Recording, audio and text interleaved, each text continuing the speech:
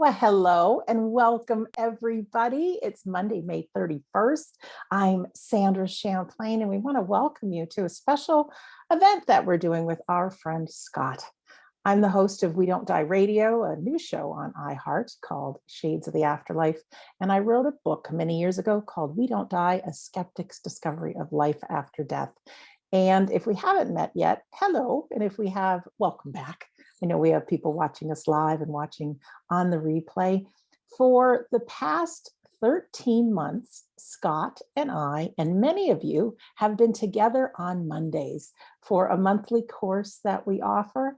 And it's been fantastic. Well, May has 5 Mondays. So we found ourselves with today free. And Scott says, let's do something.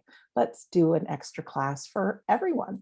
And so it's going to be structured in a way where Scott will talk. We'll have a sitting in the power. So we ask that you're someplace you won't be interrupted. And then we'll do some questions and answers. Just a nice way to be together. And before I hand it over to Scott, I just want to acknowledge that here in the US, it's Memorial Day. And same as Remembrance Sunday in so many parts of the world, today is a day that we remember our fallen heroes who gave their lives for the freedom that we all enjoy today. So we will keep them in our hearts, and we know that death is an illusion and they're still around and they're still our champions in life. So we want to welcome you. Get yourself cozy, and who knows how this will go, but like any Monday that we're with Scott, it's always a good and inspiring time. So hello, Scott. Hello, Sandra, and hello to everyone who is joining us, be it in the present or be it in the future. We have come to this point at the right time. Now, when Sandra was speaking about taking this moment to remember those who have fallen, and we are reminded of that pinch of death and how death can destroy everyone who's left behind, people like you and I who are breathing at this moment. And could you imagine what it must have been like during a war where strangers have been told to bear arms and defend? By defending means taking a life. And could you imagine all those tears that must have fallen during that short time? It seems short to us now, but when you're living through it, it must have felt like an eternity. Could you imagine going to bed and then hearing the sound of something that makes your heart completely sink? And during that time, that people like myself and like you were being called to service, not service in the way to pick up an arm or pick up something which is going to cause harm. It was to serve, to prove that there is life beyond life. And ladies and gentlemen, when we look at mediumship, mediumship has always been and always will remain, hopefully, as a beacon of hope, and for all religions to take something from. As a spiritualist, I would say that I take my shoes off and walk into any church, any temple, any synagogue, and be able to listen to their thoughts. But I wonder if that religion would do the same for what we do. But as a spiritualist, my job is to heal the hearts. I'm a healer between the two worlds, healing the need of the bereaved, as well as healing the need of the spirit world. The spirit world must have a need to talk to us. And we are able then to kind of fine tune our senses and being able to listen. Now, if you could imagine back during wartime, that the spirit world was receiving so many lives, and they're saying, right, mediums, we need you now. We need you to bring calm and to teach and to share. Now, unfortunately, ladies and gentlemen, for us to work, we are surrounded by death. We have people who come very close to us when we are still, and we have people who say, my son has gone to the spirit world. Can you help me? And that is our job and that is our purpose. We're not here for flutes and whistles. We're not here like Tinkerbell, what needs applause to live. We are here to help, hopefully, take that sting away from death and hopefully give someone the strength to become a happier person. You won't be a happy person, but you'll be happier because you will know that your loved one lives on. Many people who may have known me in the demonstration know that the area of my strength for the spirit world is the altered states, for the trance states and physical mediumship. And that's the kind of subject I kind of want to wrap my arms around during this short time you and I are going to share. Ordinarily, I prefer to just move the mind to one side so that our friends can talk, and hopefully I become lazy and fall asleep in my restful state, and the spirit world uses the voice to then prove intelligence beyond my mind. But during this time that you and I will share, hopefully a power will ignite where the soul will speak, but also the dusting of thoughts of inspiration from our invisible friends. So let us start by just taking a breath and looking at what is physical mediumship, because so many people ask, what is it? And it's very hard to label something which can absolutely change you from believing to knowing. Are you a person that believes in the spirit world, or have you moved to the land of knowing? I'm very blessed and fortunate to go into the boat that's been taken across choppy waters to the land of knowing. I have had my proof beyond any shadow of one's doubt. And no matter what anyone says to me, no matter what anyone does to me, I will always have that inner peace that I will live beyond this life, but I will see all those wonderful people that I have called my family, my friends, or inspirers. So as we look at the diamond, the facet known as physical mediumship, let's kind of slice it and put it in different areas. So a mental medium is someone who will sit like this, or will stand upon a platform, or you may hear their voice because things have changed since Corona has moved into this world. And through their senses, they will deliver information only you would know. Not in a psychic manner, but in a spiritual mind, having your mother or your father say, this is my daughter. Could you please remind them about Duke Street? Can you also remind them about how I know that they have stuffed the bills under the mattress? And we will give these information out. And if someone says, yes, I understand, that is evidence. I've proved through the wonderful thoughts of a discarnate mind that I have your mother here. Where trance is concerned, we normally get held by the friend that's working with us and will give philosophy that will help kind of nourish the soul and kind of think, well, what else is there? Because, ladies and gentlemen, if you've moved on to the land of knowing, and the spirit world come back and tell us, I personally would like to know the spirit's view on euthanasia. I would like to know the spirit's view about the situation that seems to be crippling this world.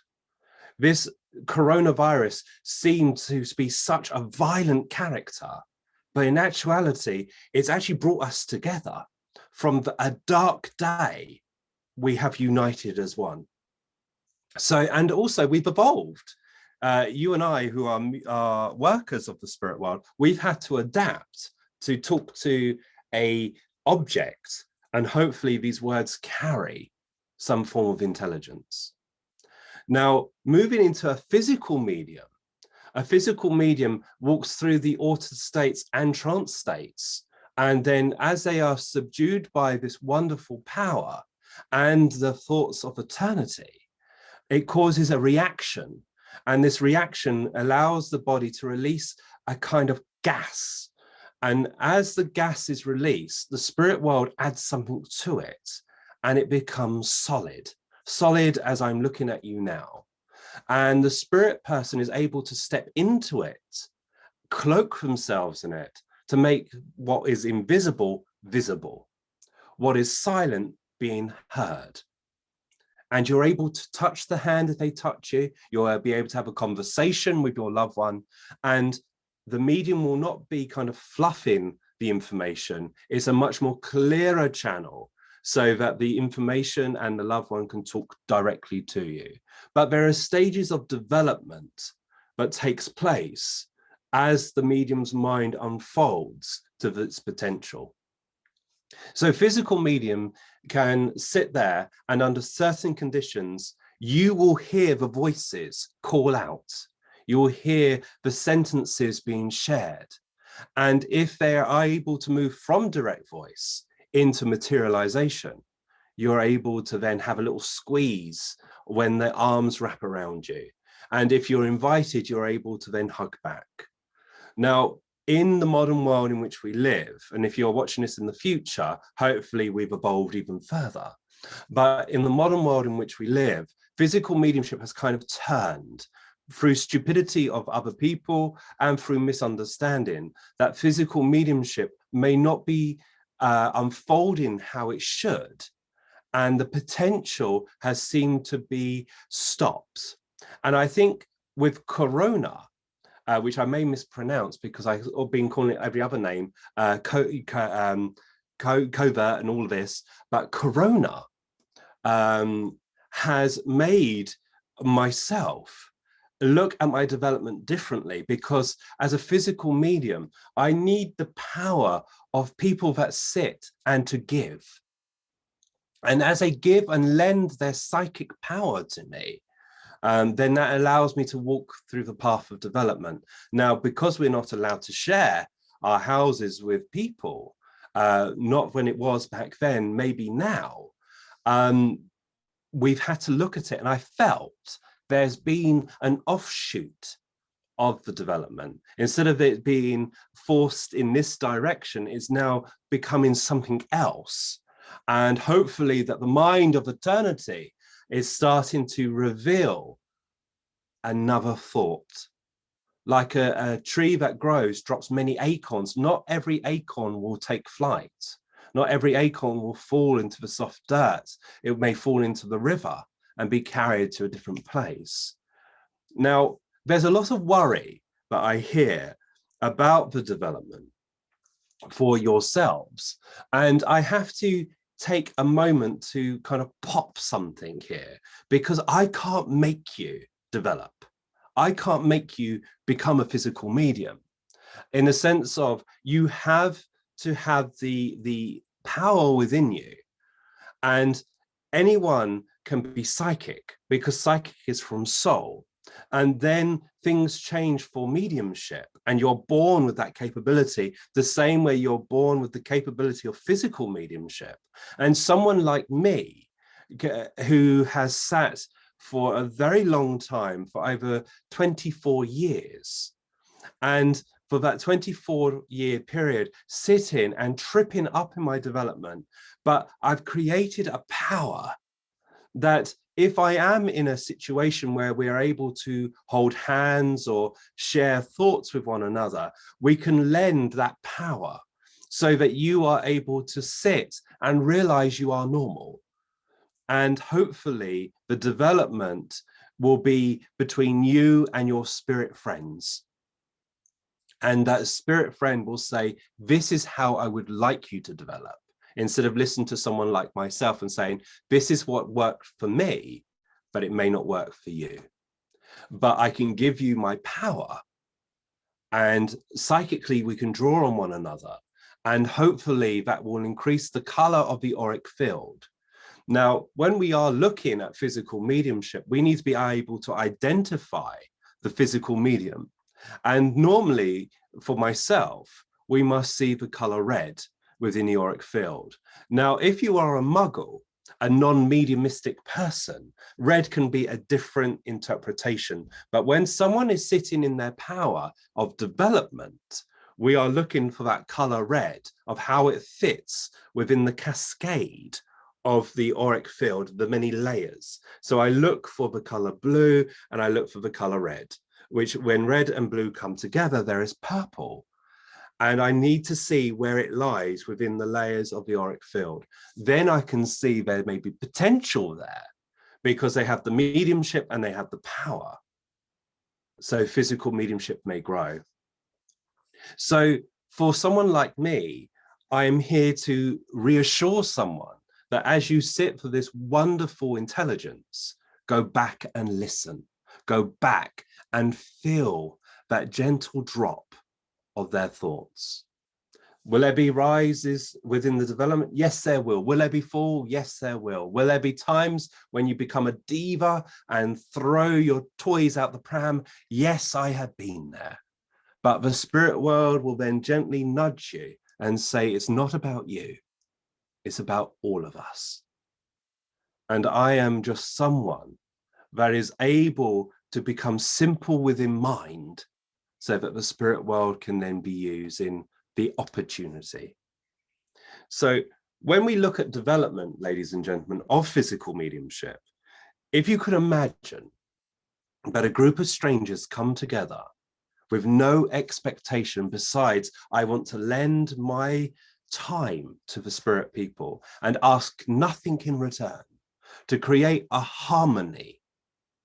And whilst you're in that harmony, the development will begin. And the spirit world are gently knocking, gently starting to bring an awareness that something is changing. And the path begins to be clear. My friend in the unseen world said, as a medium, my boy, in your development, you must sweep the path clean. And sitting in that power, I'm sweeping the obstacles that I have placed through insecurity and it not allowing myself to fully let go because I've been told by someone, you should do it like this, not do it like that. In actuality, when the leaf kisses goodbye to the branch, it is caught by the breath of the wind. It doesn't say to the wind, put me there. It must go with the flow. The same when we are swimming in the tide. Is it not easy to go with the tide and allow it to carry you? And then it will drop you off when you need to be dropped off. If not, you become the perfect medium.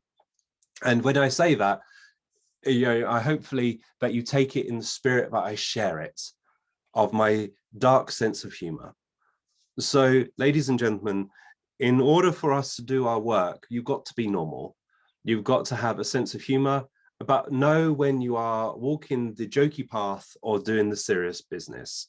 Your serious business is to help heal. Now, if you are a physical medium and you are experiencing these peculiarities, then embrace them. Don't worry about how the heart may feel when you are sitting. If it feels like it's an alien going to pop out your chest, if it feels like that you are kind of falling when you don't fall anywhere, or things are starting to move and you're not sure of where to go, just have faith and say to the unseen world, I am yours. Take me and let me be. Within your world and within your love, I am here. And that is the simple truth about development, ladies and gentlemen. And maybe this may be making me out of a job because this has become my job. My job is to become available to the spirit world, to remind people that the simplicity about development, have a chair and sit. If you have friends, sit with them and say, let's have a party. Let's treat this like Christmas Eve with the excitement of meeting up with strangers or friends or family and allowing the spirit world to do their duty through you so that you can help someone smile again.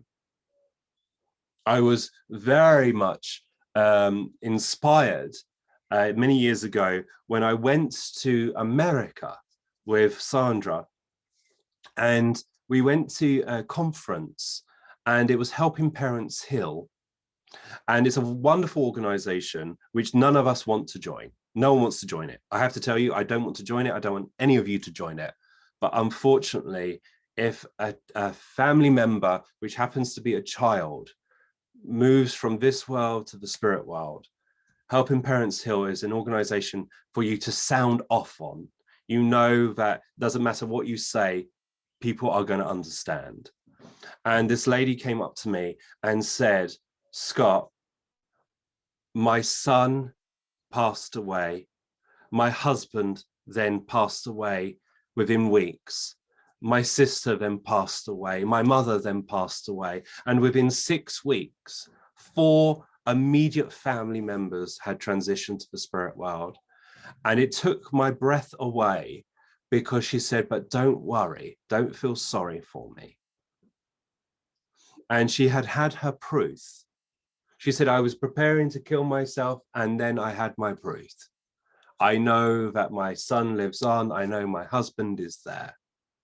And I know one day I will see someone. And that was a sobering reminder, ladies and gentlemen, of what our duty is as an instrument for the spirit world. Having these terrible stories of having a mother sit in front of you and you find out that her children were murdered by her own sister. And she's asked this question to the spirit world, why?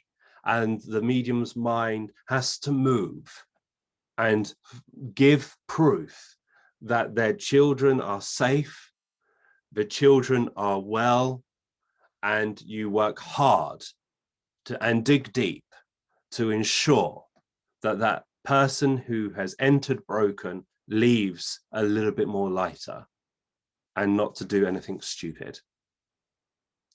It is a sobering reminder, ladies and gentlemen, when we are sitting. And the reason I'm telling you this, I'm going to ask all of you a question. Why do you want to be the medium? Why are you so passionate? Is it to change your life? And it will change your life because you'll become more understanding. For me, I become softer and I feel connected to what I believe to be my God, my truth. But when you hear these horror stories, nightmares of how someone has passed,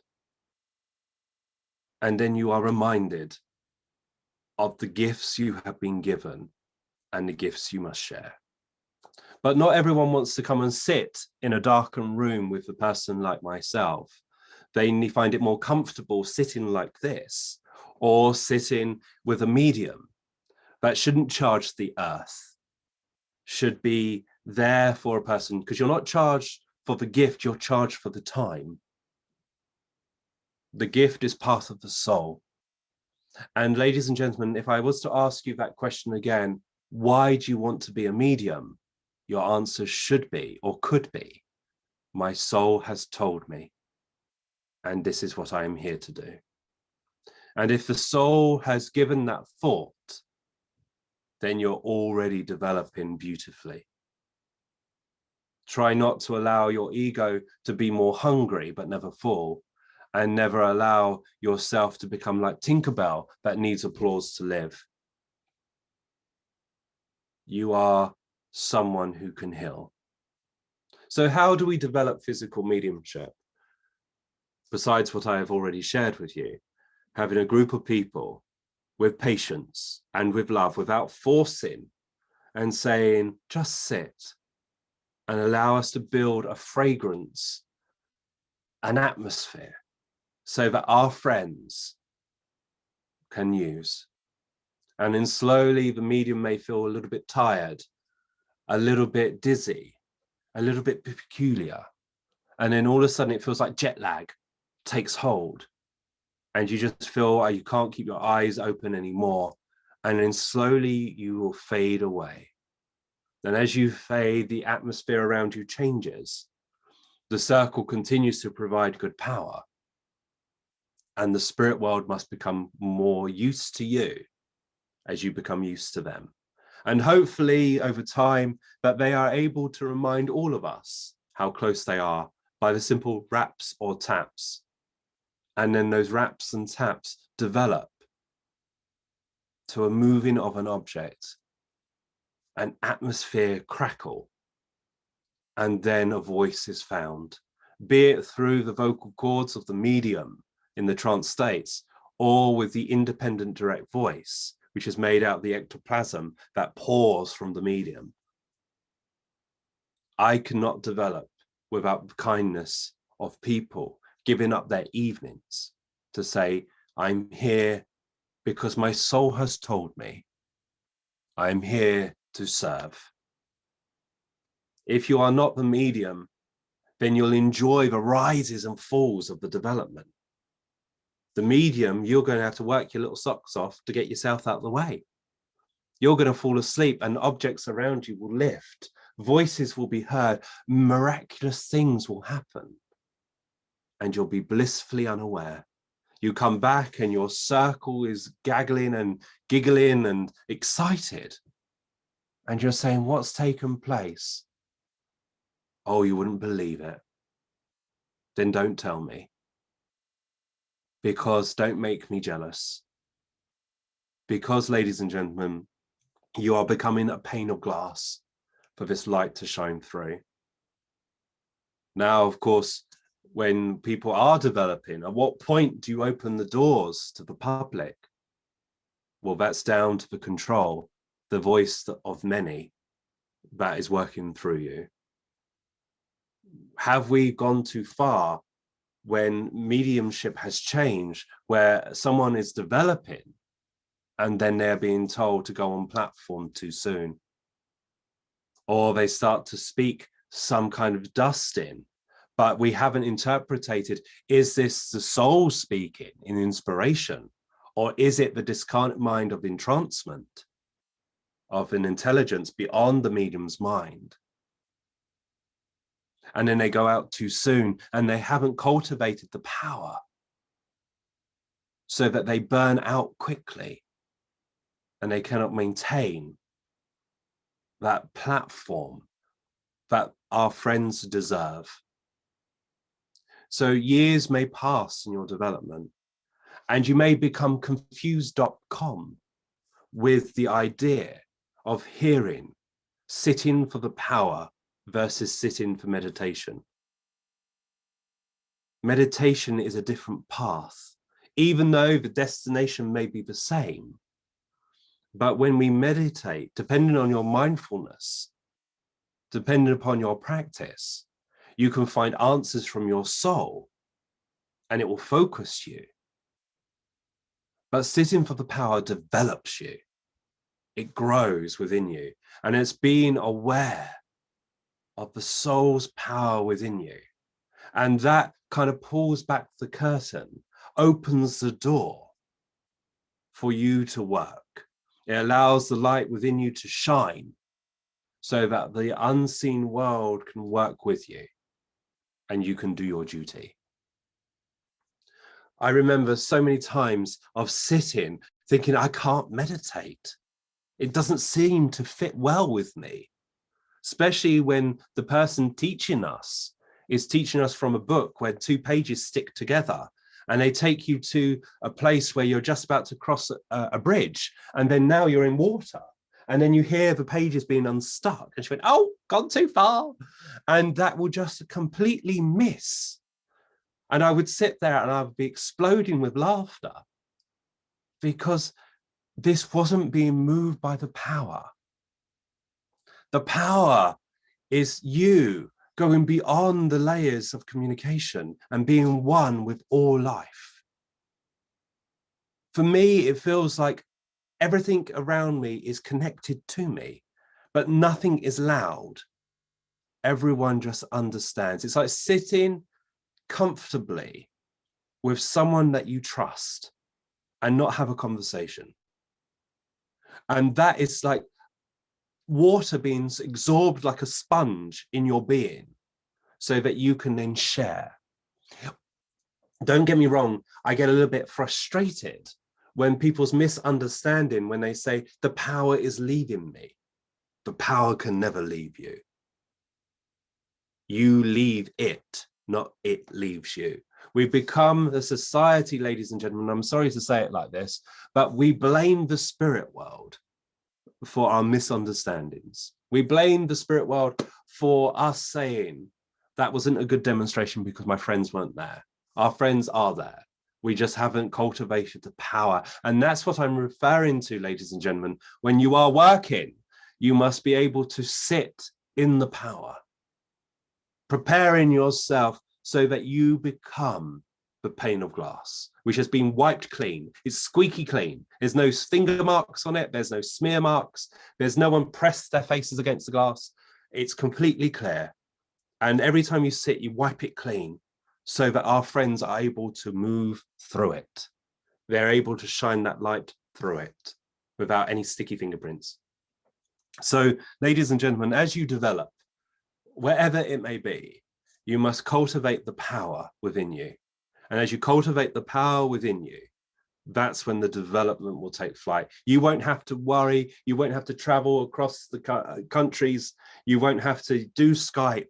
You can sit with the greatest teacher, and that is your friend that knew you before you were born and will be with you when you need to ask questions about the spirit world. They will be there. They will never abandon you, but you may abandon them. You may turn your back and you may build a wall in the stones of ego. But ladies and gentlemen, I hope that you and I have become friends enough to say, ego plays no part in it. Let it go. There's that wonderful Disney song, Let It Go. Let it go, let it flow. Let go of it. Do your job and do your duty. My friend from the spirit world said, if you desire to be a star, my boy, you will. But all stars will fade and turn to dust. But those who contribute to humanity will live forever in the hearts and minds of your tomorrows. Do you desire to be a star? Then you will. But all stars will fade and turn to dust. So, ladies and gentlemen, when you are developing, you've got to ask yourself, what path do you wish to walk? Yes, it's exciting. You can get yourself into trouble because you want to share this wonderful truth. You want to be able to do a seance and say, look, I'm going to convince you because that was my past. For me to prove it shows I've interfered. I don't prove anything. I create the condition. I sweep the paths. I sweep the path and I do the dishes and I make sure that everything is presentable for our friends to then prove without a shadow of a doubt. And if they leave a little footprint within me so that I know that I have walked with the Spirit, then so be it. Sitting for the power and sitting for the presence of the spirit world, ladies and gentlemen, will change your life. Now, will you get excited if the seance trumpet starts to move? And for those who say seance trumpet, Scott, that sounds awful. Seance means meeting. We meet. Let it be the ground in which we meet. And a trumpet is a very simple object like this.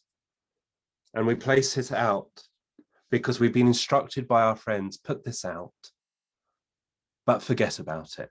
And then slowly it may start to wobble, and then slowly it may start to lift. And we, all of us, get excited, especially when the first time you see it. I screamed like a perfect specimen of a man, and I dug my nails into the people next to me and wiggled around like a fish being pulled out of water because I was terrified when something so simple like this moved. Until the voice of someone heard the distressing moment of me breathing and spoke to me and touched my hand, and I knew love, and everything that was scary washed away. And the scared turned to excitement. The excitement turned to being, is this believable? Is this the miraculous truth that death is but a bend in the road? But then if this starts to move and float around the room, do you become so focused on this when you should be saying to the spirit world, isn't that wonderful? Take my power. What else can you do? What else do you need to do? Because you have moved me from believing to knowing. Now, if you ever sit with someone like with this trumpet and it comes and bashes you aggressively and moves around the room, you've got to ask yourself, is this truly what the spirit world wants? Is this truly what the spirit world needs? Is this truly what humanity needs? Is this coming from the mind of the medium through its psychic power where there's no intelligence there? Or is it coming from a darker source that the medium is trying to impress you? The spirit world will always move it and tap you gently and stroke underneath your chin or rub across your head and hear the voices of someone that you know, calling, whispering through the trumpet, like an invisible telephone of saying, can you hear me? And you're like, oh, yes, I can. And then you have a conversation. I think sometimes, ladies and gentlemen, that we get caught up in trying our best to get the streets clear from the spirit world. In actuality, we may be sweeping in front of us and picking up the rubbish, but our bucket has a hole in it and it starts to litter the path behind us. So maybe, ladies and gentlemen, lazies, did you hear me say that? I tripped up then.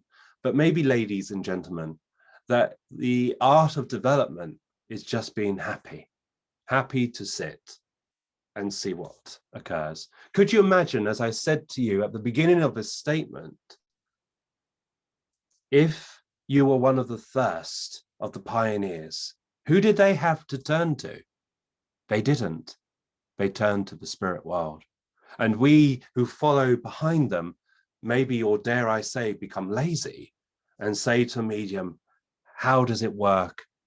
And here's some money, make it happen for me. In actuality, ladies and gentlemen, you should be drawn to someone who you feel will help, encourage, cultivate. But also you must turn back to the spirit world and say, is this the person right for me? And allowing those thoughts to come and dust you. Now, I've been talking for almost 40 minutes and I bored you to tears. Probably we've been talking by ourselves. I don't know. But I hope in whatever these thoughts are coming is kind of igniting that flame of passion. So let me throw petrol on it. So this flame turns into this burning beacon and just tell you a couple of things that excited my soul. And that was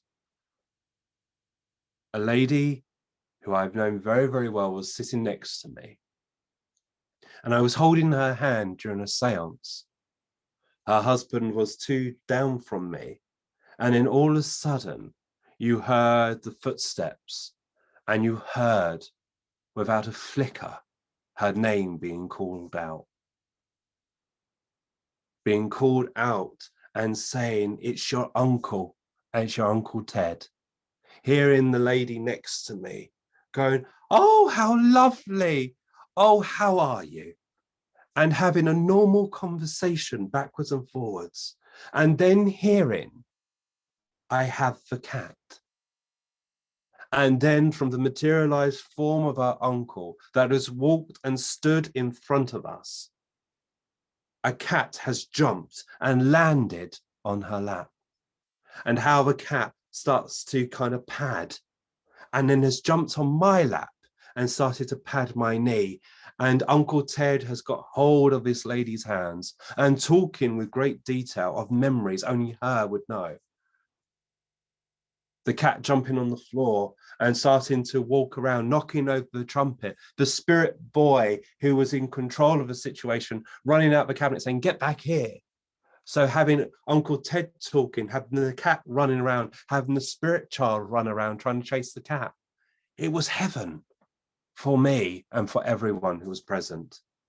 Knowing that the animals that I've held and loved, who have named and made my life brighter, and all of a sudden they passed away from this world, and I thought, I'll never see you again, gave me the knowledge I will see them again. Will they push past the people I love and smother me? Will the dogs come up to me and say, you shouldn't have euthanized me, I had tummy ache that day, I still had another 9 years left?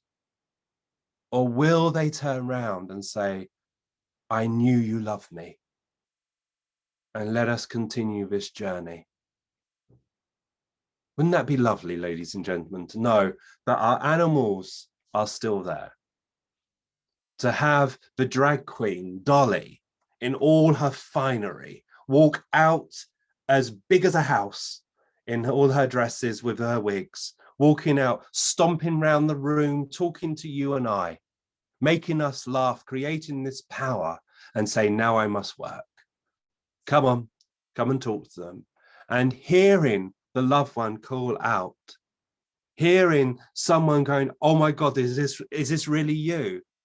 Yes, of course. Who else do you think it is? Hearing a member of the congregation shout out, Dolly, you're a low entity. And hear her mutter and hear all of us gasp, thinking, God, you got balls to say that to this wonderful person. And having Dolly walk back into the cabinet and then out with a baby in her hand and going over to that person who said that and say, I believe this one belongs to you. And then walking back over, muttering, saying, low entity, low entity. Having this person being able to hold their child, to feel the warmth of the child, to feel the hand and cradle this child for a period of time. And then hearing a muttering in the corner as Dolly has been instructed to take the baby back, going over to the person and said, go on, give them a kiss, give them a squeeze. And don't you worry, your mother or your father will be looking after them until it is your time. Having that person instantly change their views taught me I should never throw a stone without just cause. Having Dolly tit around the room in her little stiletto heels, hearing them tap and tap and tap, and hearing the children running behind her. And she said, come on out from the dress now, when the children were shy. And then it was in charge for all of us to encourage the children, saying, come on, come and play, and having things and hearing the children's story and having them write letters to their family members, which was really funny sometimes because you would have the light on, it would just be a squiggle and the R's will be backwards, and hearing love you, mummy, so that we were able to fold it up, to have the address, put a tape in with it and have this piece of paper and send it to someone and say, we invite you now to come and sit. Having this person saying, this is not possible. My child died. She's dead, but this is my child. This is what's known. And then having the child run out and say, mummy, I've got my hair. Mummy, I've got this. Don't worry, I haven't done that. Hearing all of us providing that power so that we are able to heal. Don't be the medium, be the sitter, be the person that lends the power so that you can help and support. Do we have, the idiot zone? Yes, we do. And if you don't know and say, Scott, what is the idiot zone? Well, let me tell you. When you are going through grief, the moment the grief hits you to the moment you can feel you can take a breath in, a deeper breath, I call it the idiot zone, because people don't know what to say to you. People will avoid you in the street, knowing because they say, I don't know what to say. Or they say, nice day for it. Oh, don't worry, you're a medium. You know they're going to be well. Yes, but at this moment, I just need a little bit of normality. And if you are developing, ladies and gentlemen, please keep that in your mind, that you are telling their story. Don't embellish it, but also remember, you may have to be sensitive to certain thoughts that move through you. And please don't blame the spirit world and say, the spirit world made me say that. Why would the spirit world make a loved one cry in sadness when they should be dancing and saying, yes, that is my son. And yes, he did open the bottle of Coca-Cola and poured it over the steps, from the top step to the bottom step, and encouraged his sister to hold a little glass. And he said, I'll bet you I can catch this. And instead, seeing the daughter waterboarded in Coca-Cola and the carpet's ruined and then having the voice of the son coming through and saying, "Mum, do you remember that?" And the mum starts laughing and say, "Yes, I cleared it up for days. We were infested with ants." But the mother knows that this was a story only her and her son and her daughter knew. So, ladies and gentlemen, that is part of some of the little stories.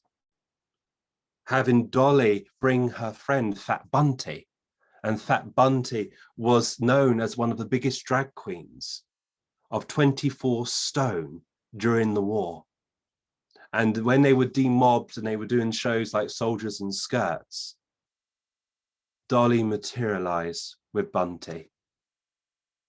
And you heard Dolly go, "Well, here she is." And these gentle footsteps were more like thuds. And she said, "It's like a hoop and a stick standing together. I'm Finn." And obviously she takes up all the room in the seance room. But hearing Dolly and Bunty have conversations and putting all of us at ease. If you were nervous coming in, you weren't nervous anymore.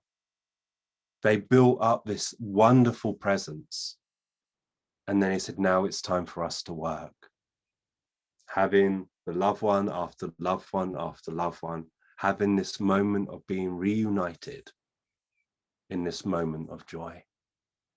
How more, or what more can I do to sell this to you? That you can sit. And if it's in your destiny, let it unfold. If it's not, create the power so that you can support someone else. To have a physical medium is rare, but to have good people that would sit for years without expecting nothing is even more rarer. You're like a diamond that's slowly being polished, and hopefully through that love you will shine. There will be times when people will say you can't do it. Prove them wrong. Or say to them, "Well, thank you so much for sharing that thought with me. But I will do my best because a voice within me is calling." So again, I abhorred you. So shall we go on the steps of development, you and I? And if you do feel comfortable, take off your shoes. Get yourself comfortable. And for a few minutes, let us sit in power. Follow me if you can, by closing your eyes and allowing these words to simply touch your awareness. Now, I have to speak to my partner in crime, which is Sandra, and I've been talking for 50 minutes. That's crazy. Where did it go? Okay, so what we're going to do, ladies and gentlemen, this is my thoughts about sitting in the power. And if they don't feel right with you, just let them fall. But just for a period of time, let's sit. And maybe a dusting of something may occur. So, Sandra, if you're all right, just to place the music on for me.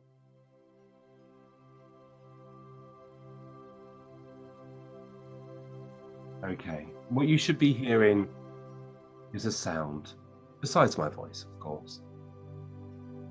So, if it's your will and if you are happy, close your eyes. And I just want you just to listen. Listen to the tone of my voice.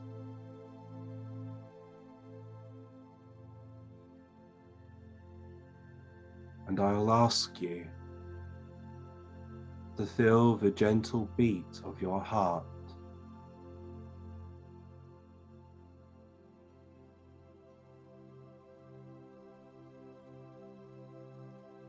With the rise and fall of your breath.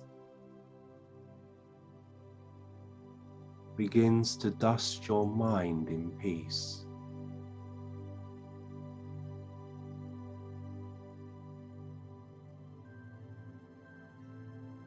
And if it dusts your mind in peace, what else can you hear?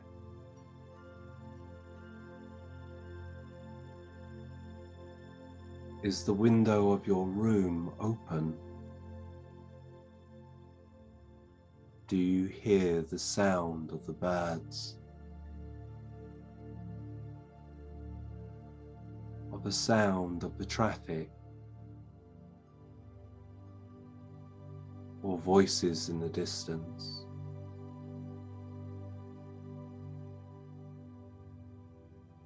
Is there something else you hear? The signs of everyday life.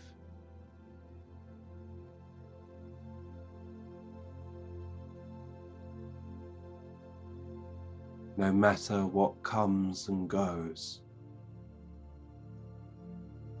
the sounds will not disturb you. It will only bring you peace.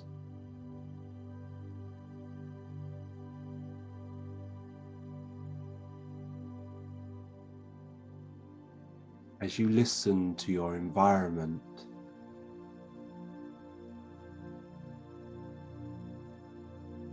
now listen to your being. Give your body the permission it needs to rest.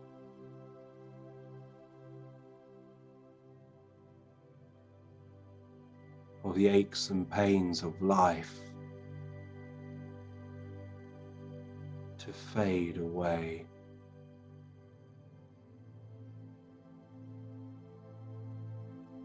To loosen their grip.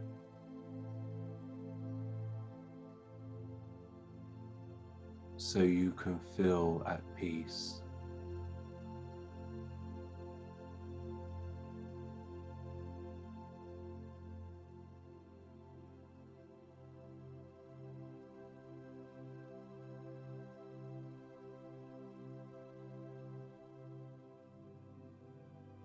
As you listen to your being,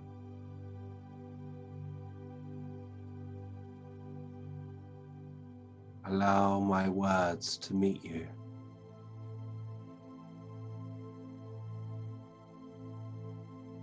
As what has happened in the past now remains in the past. What is to come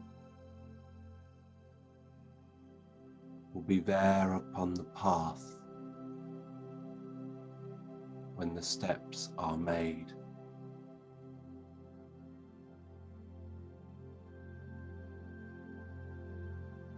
But as you stand still within mind,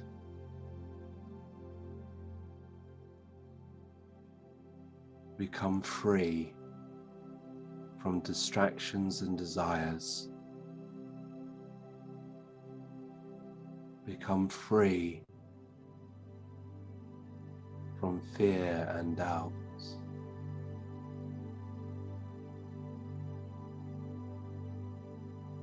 As your soul has come to share its love, like a bird that sings for you, telling you about the day.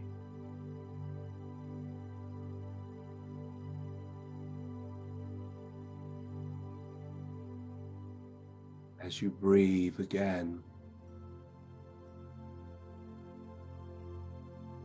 feel every thought fall, like blossom that is blown from the branch.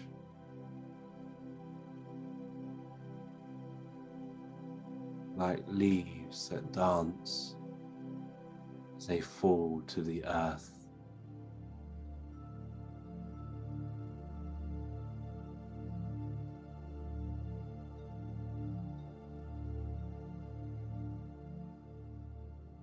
You are loved.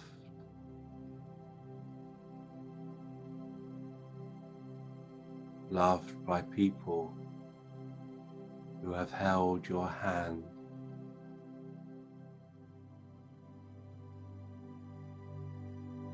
Who have fallen in love your voice and with your smiles.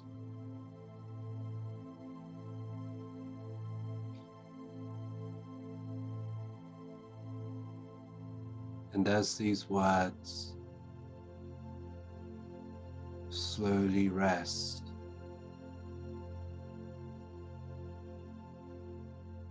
like drops of rain that have fallen,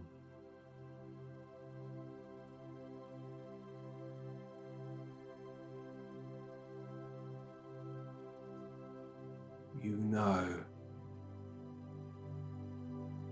behind the curtain of night, there will always be a light.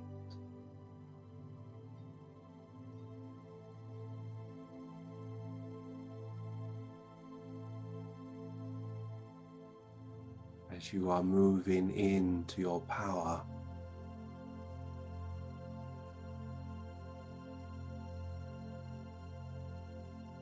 and your power swims in the ocean of peace,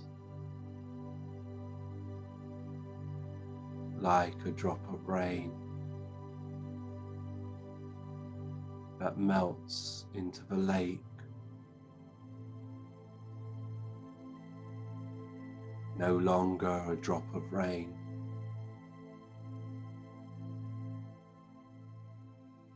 but is one with all life.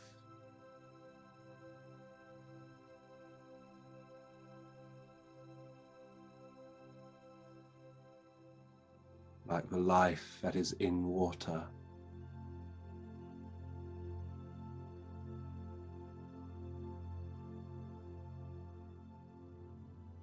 You're at peace.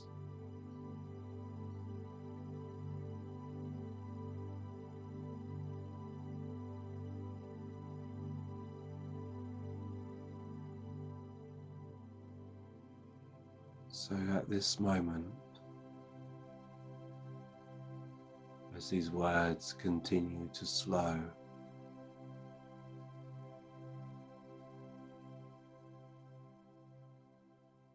a wave of love, a wave of peace, a wave of knowing is washing through you.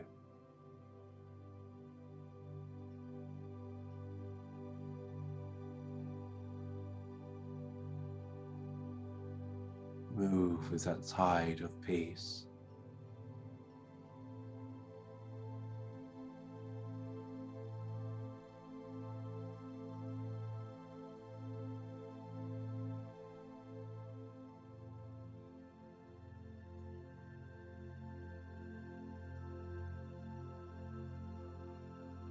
You are held,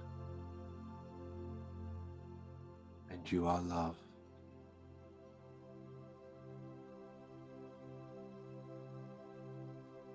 Be in this moment.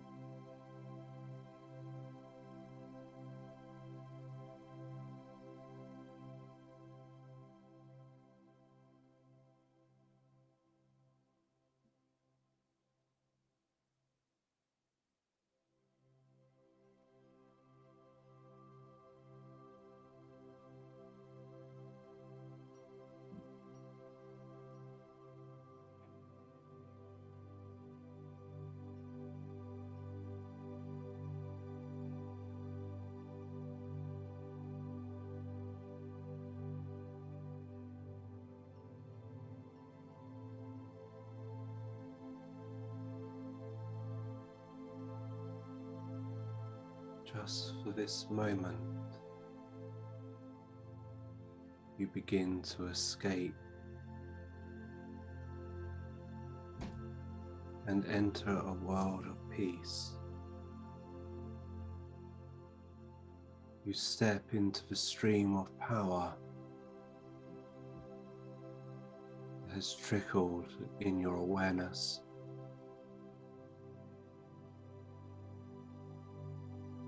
If you allow the power to lead you, you will swim in the ocean of all life,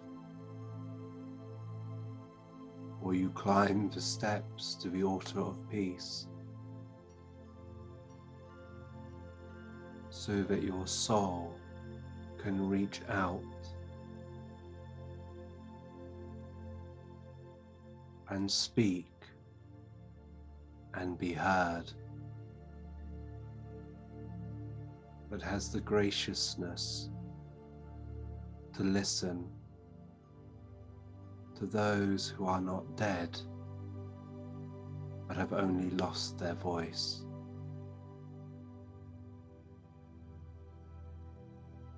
And if these words disturb you, what else can you hear?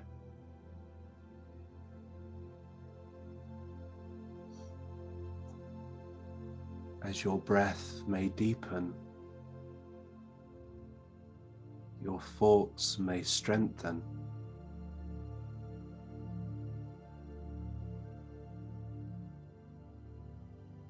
and as you start to become aware of the atmosphere, someone may have joined you, caught by the fragrance of your love, and may slowly say, "The work begins." As there are many steps to be made, but we will make them together. There are many questions that need to find answers. We will find them together.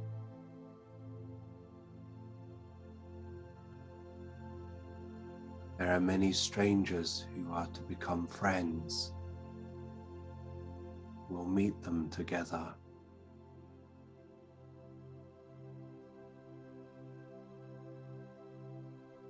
There are many hands to hold, and we will hold them together.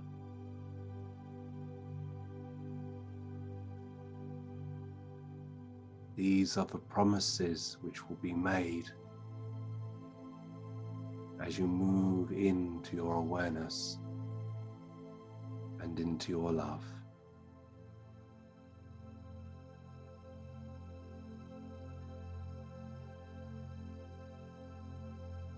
And slowly, as the seasons may melt away, as the days may turn into weeks, live for this moment, so you are empty your pockets with the rocks and stones of distractions, and become lighter.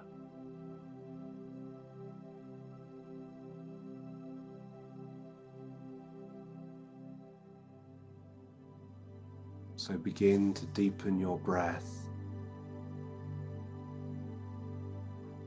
Begin to move your fingers.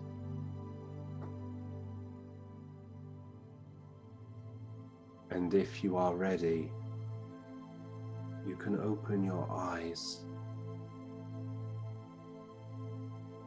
and just take a deep breath in and then let go.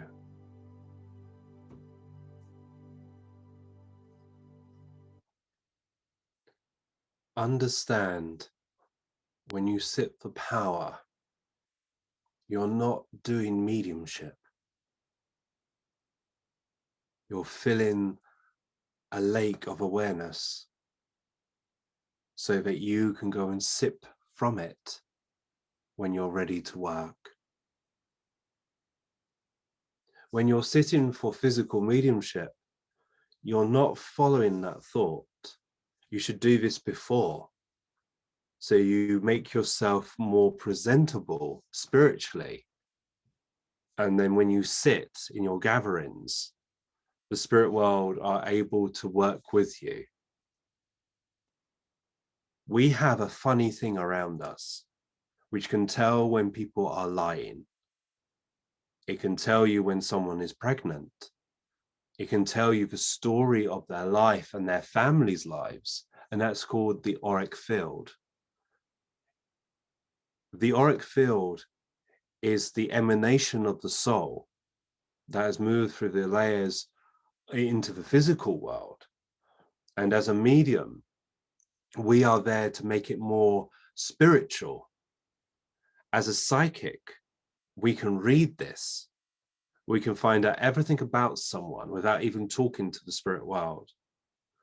But when we sit in the power, we're allowing those lights, those colors within us to develop and manifest and become stronger or softer if it's required. The reason I asked you when you are returning, what do you hear?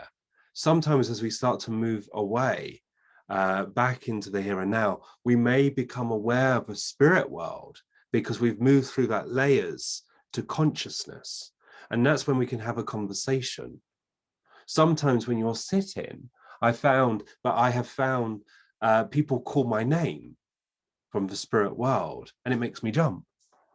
Or I just become aware of a presence that I know to be my father. And I am able to be in his awareness and he's in mine. And just reminding me for all those tears that have fallen, he's still alive and well now.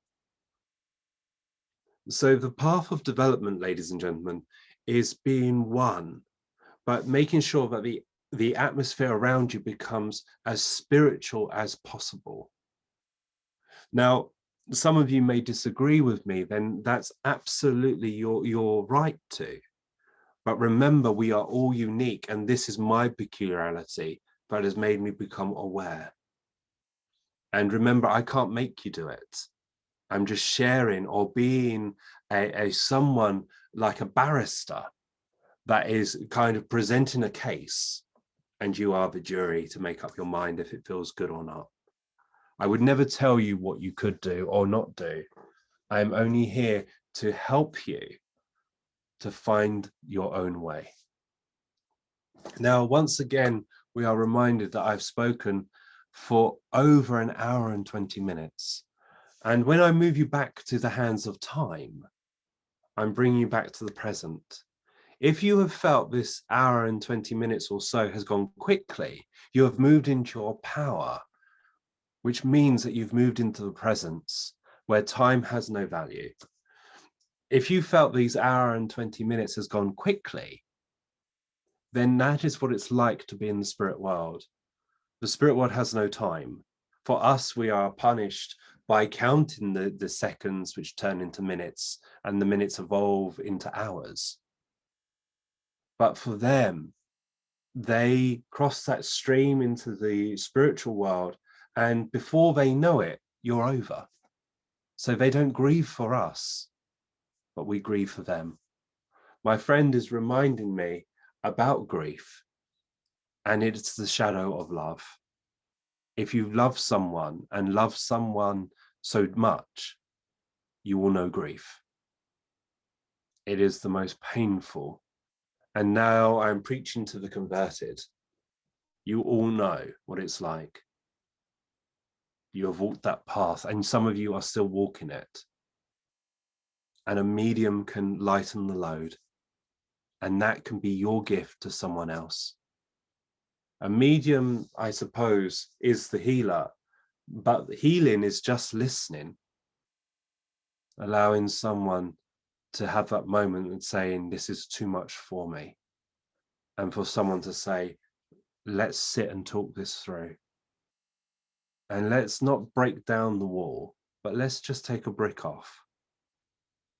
And when you're ready, we'll take another one off. And another one. And as we remove those bricks, you may start to hear a voice that sounds familiar.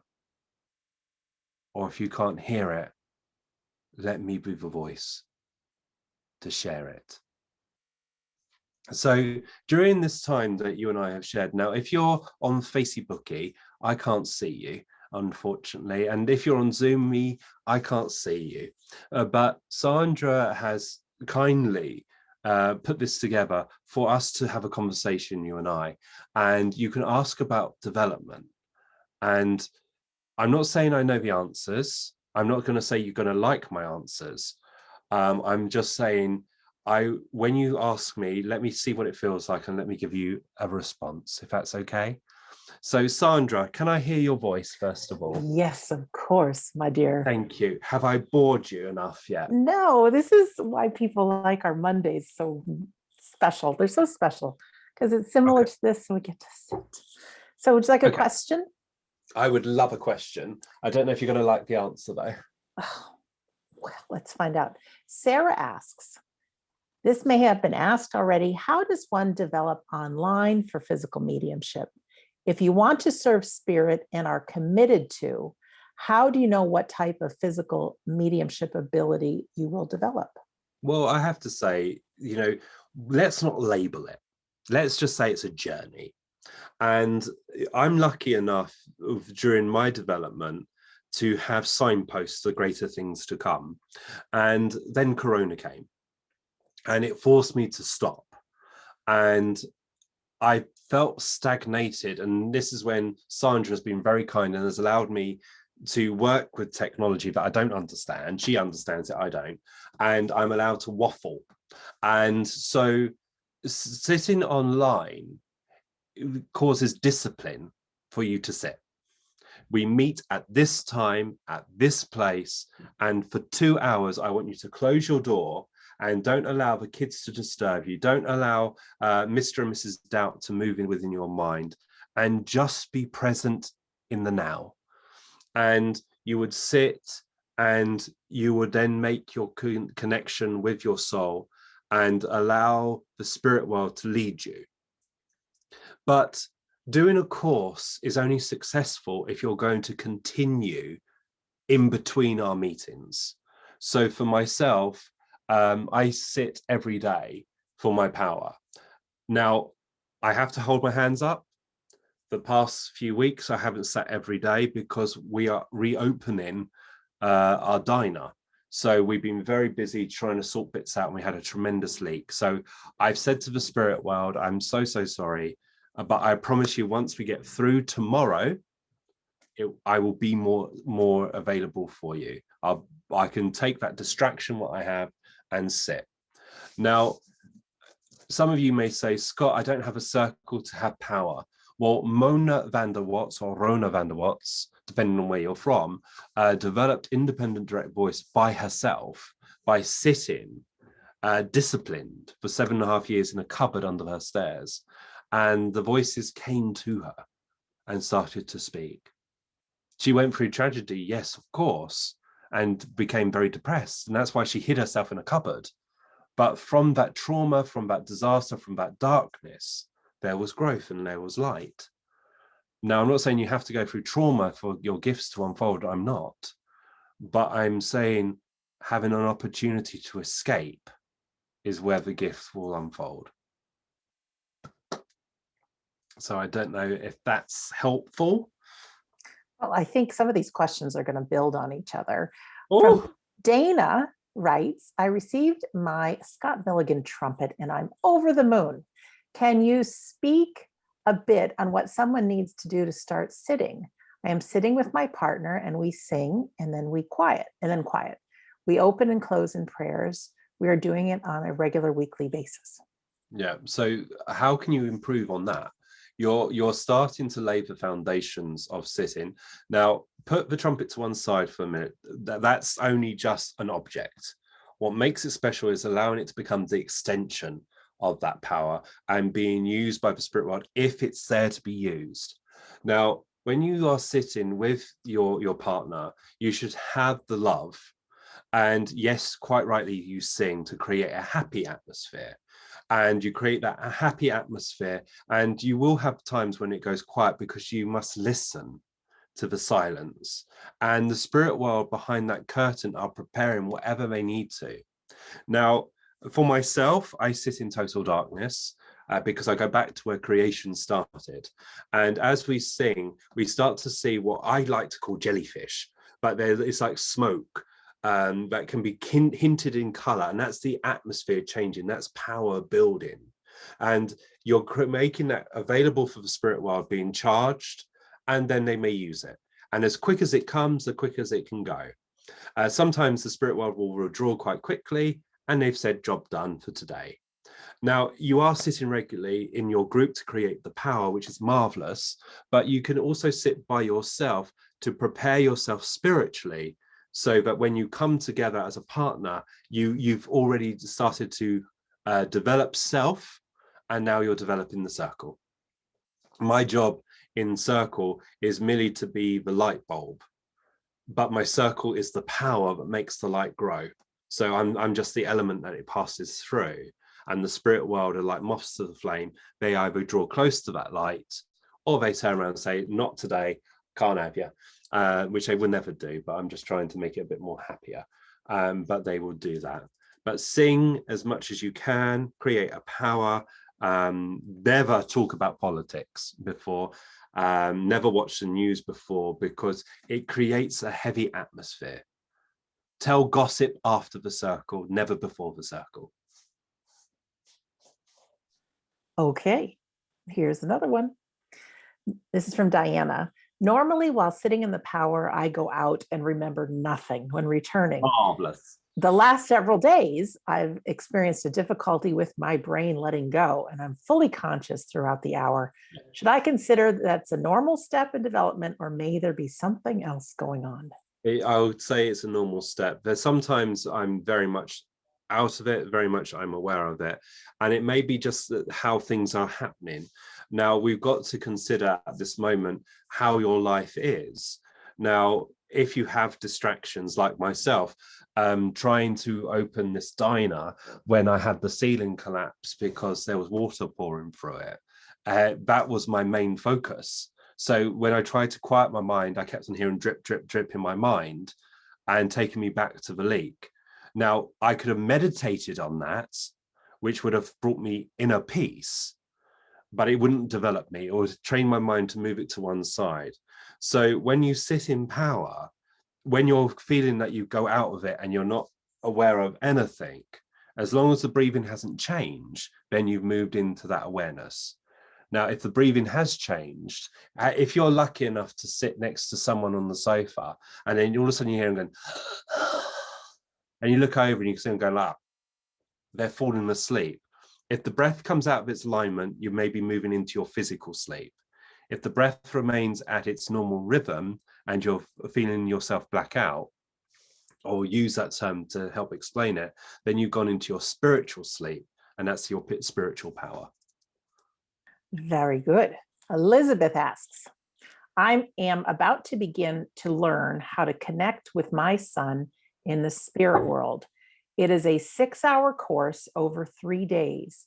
Will this be long enough to allow me to learn how to connect with him on my own?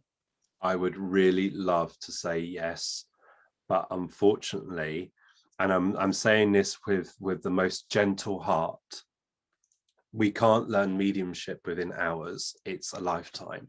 Now, you have gone through significant trauma, and my heart is fully open to you, and so is my time, and so is everything. Sitting in power, sitting in the love of memories of your son, it will make you become aware that he is there with you. Sometimes the radio can be tuned in where we can hear a bit more clearer, and other times it can be crackling and you can't hear, but there's still something there. So I would say to you, use the 6 hours as the foundations, but then you grow. You must continue to allow that muscle to be exercised. And yes, of course, if you are comfortable with it, use tools like the table or EVP, which is electronic voice phenomena. You can look at other tools just to see if a communication can take place. I assure you that your son is there because there's love. I assure you that he's probably saying, "Mum," like this in front, in the nicest way, not saying, "God's sake, hear me." I'm saying, "Oh, come on, Mum." And he's probably saying to his mates over there in the spirit world, "This is my mum, isn't she gorgeous? And she's going to sit. Let's give her some help." Because that's how I see the spirit world. When someone is sitting in grief or sitting there, you can see the loved one with their arms around them and either rocking with them and smiling and sharing thoughts with me, or saying, "I just need to give my mum a struggle snuggle like this," and so that she's like, "Oh, get off," and all of that. I call them that one. But the loved one is there. But sadly, the truth about it is that some mediums need their knuckles wrapped, because they may say, "Learn within 6 hours this." It's a lifetime. I've been sitting now for 24 years and I'm barely scratching the surface.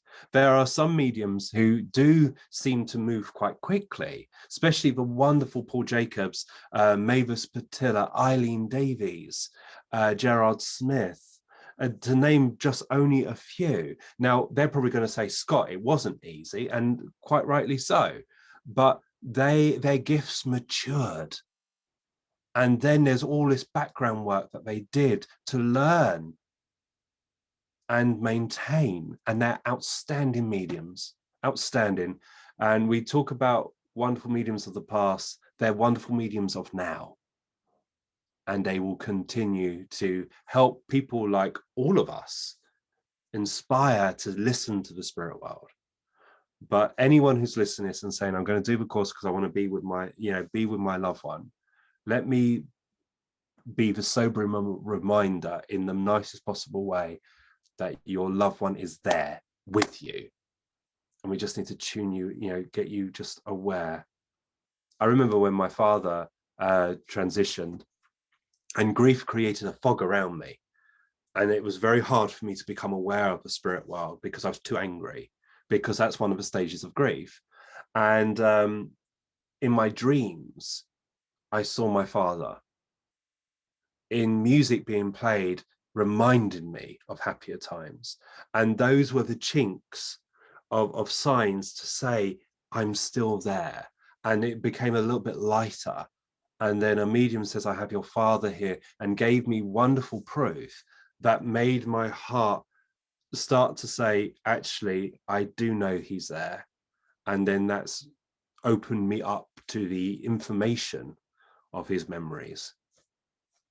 But Well, no, can I be honest? mhm. Grief is a bitch, and we That's should be able to say that. And we should be able to say that without upsetting anyone, because there's stronger words I could use, but I don't think it's PC to use. But I'm there with people with grief, and grief comes from animals to family to friends to people even moving away. It's like, oh, they don't seem to be there.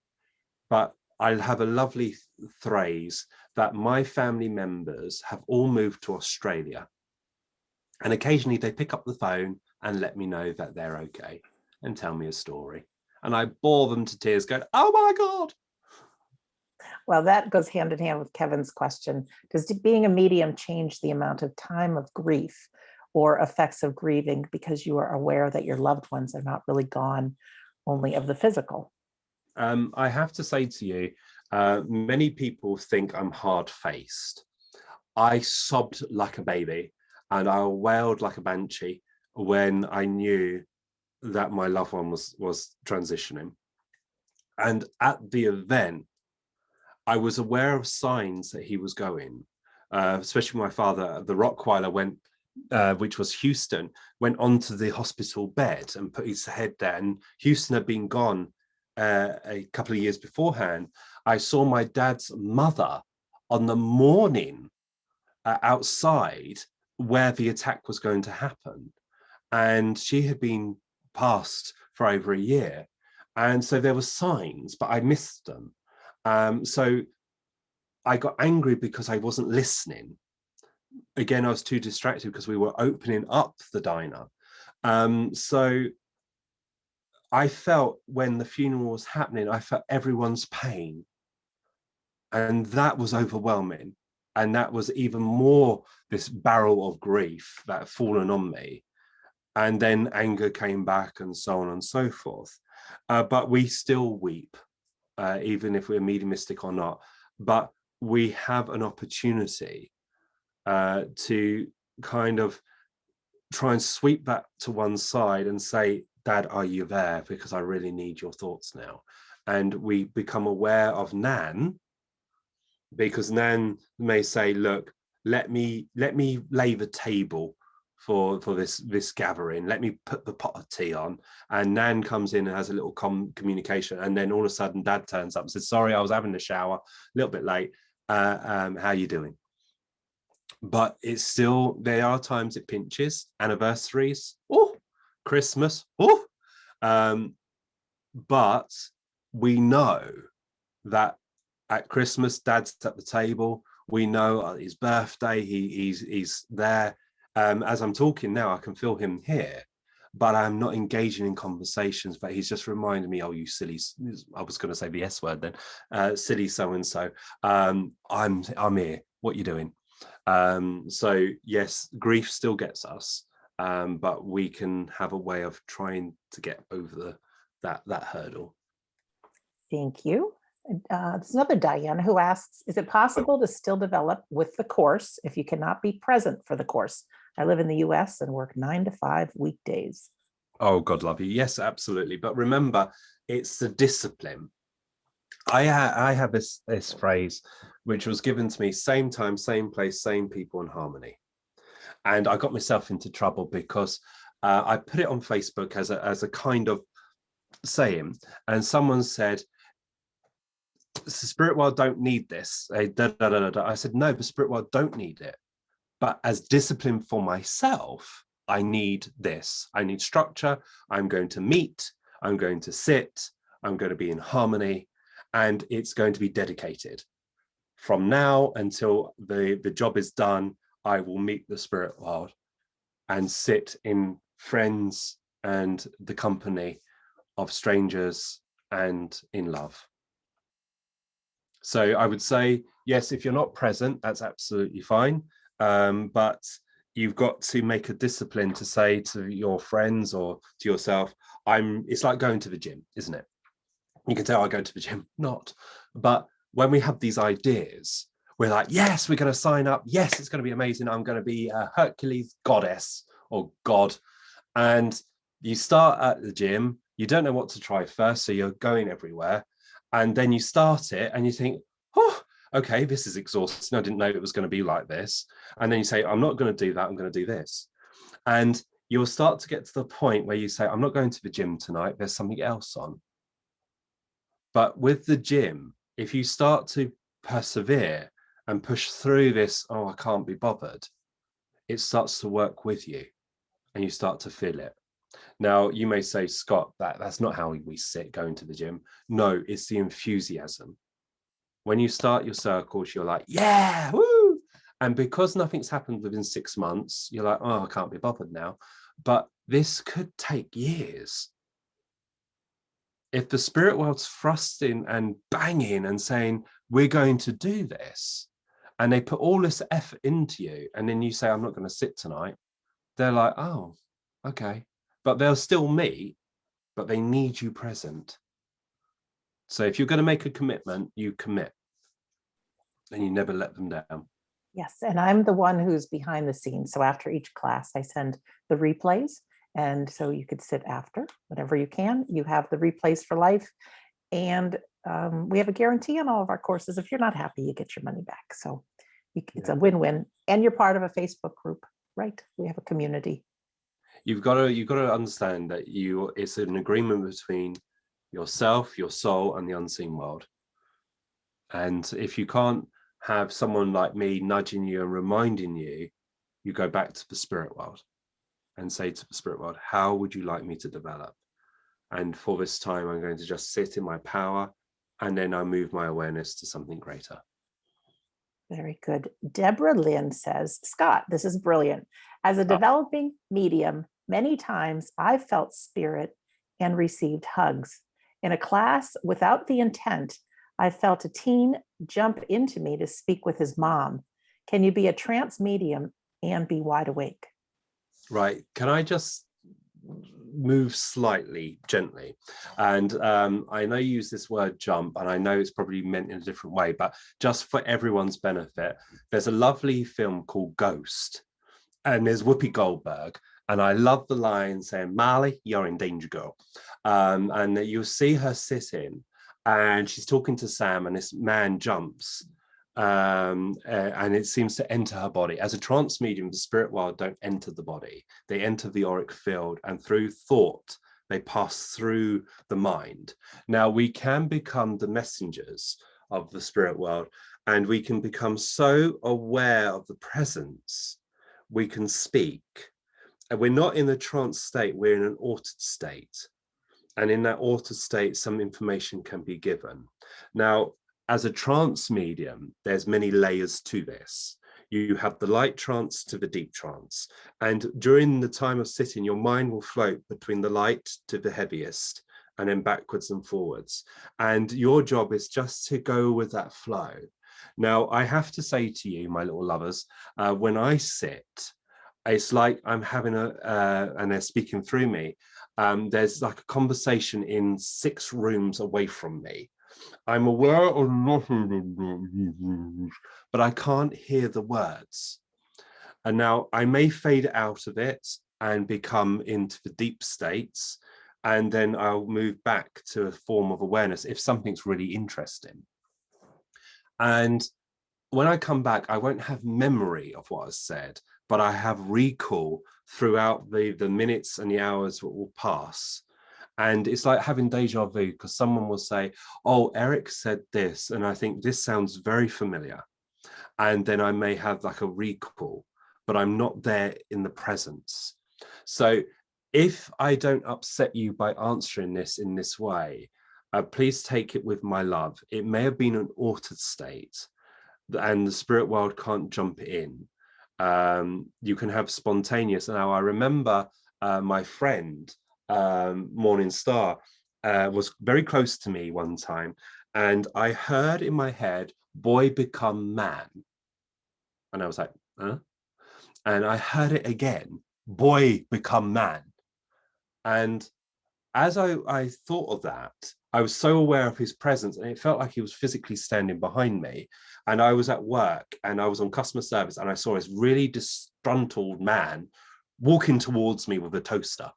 And he was absolutely insane. He was shouting that I've ruined his life and everything like that over a toaster. And he was really going for it. And I said, you need to, and he kept on over speaking me. And I was getting more and more flustered. And I heard again, boy become man. And I said, I'm sorry, sir, you are not getting a refund, blah, blah, blah. And he just carried on shouting at me. And then all of a sudden, my voice deepened. I went, no. And I had this like form of a Tourette moment. And I went, oh God. And the guy looked at me, and everyone looked at me. And I said, the answer is no. And I felt his presence there. And I just felt his love. And it just showed me that he was so close. And I had a form of Tourette's moment, spiritual Tourette's, that is. But he never entered me, but he's so close that I could feel him. And sometimes with physical mediumship, we are so impressed and in the presence. You can actually feel the Victorian whalebone corset. And it feels, and I could feel the whalebone corset, and I could feel what it was like to be a woman. Which many people may look at me now and say, Scott, well, you're not too far off of it. But I felt what it was like to be a Victorian woman, because clairsentiently, the spirit world was impressing upon my mind as I was falling into that place of rest.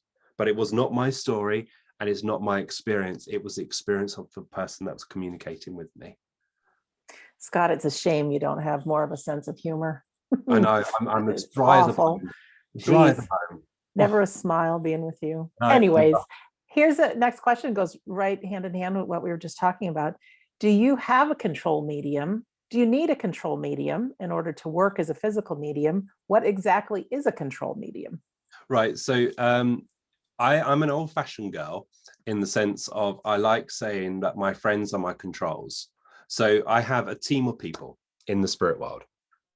And stay with me, because I'm gonna do it from the spirit world and also this world as well.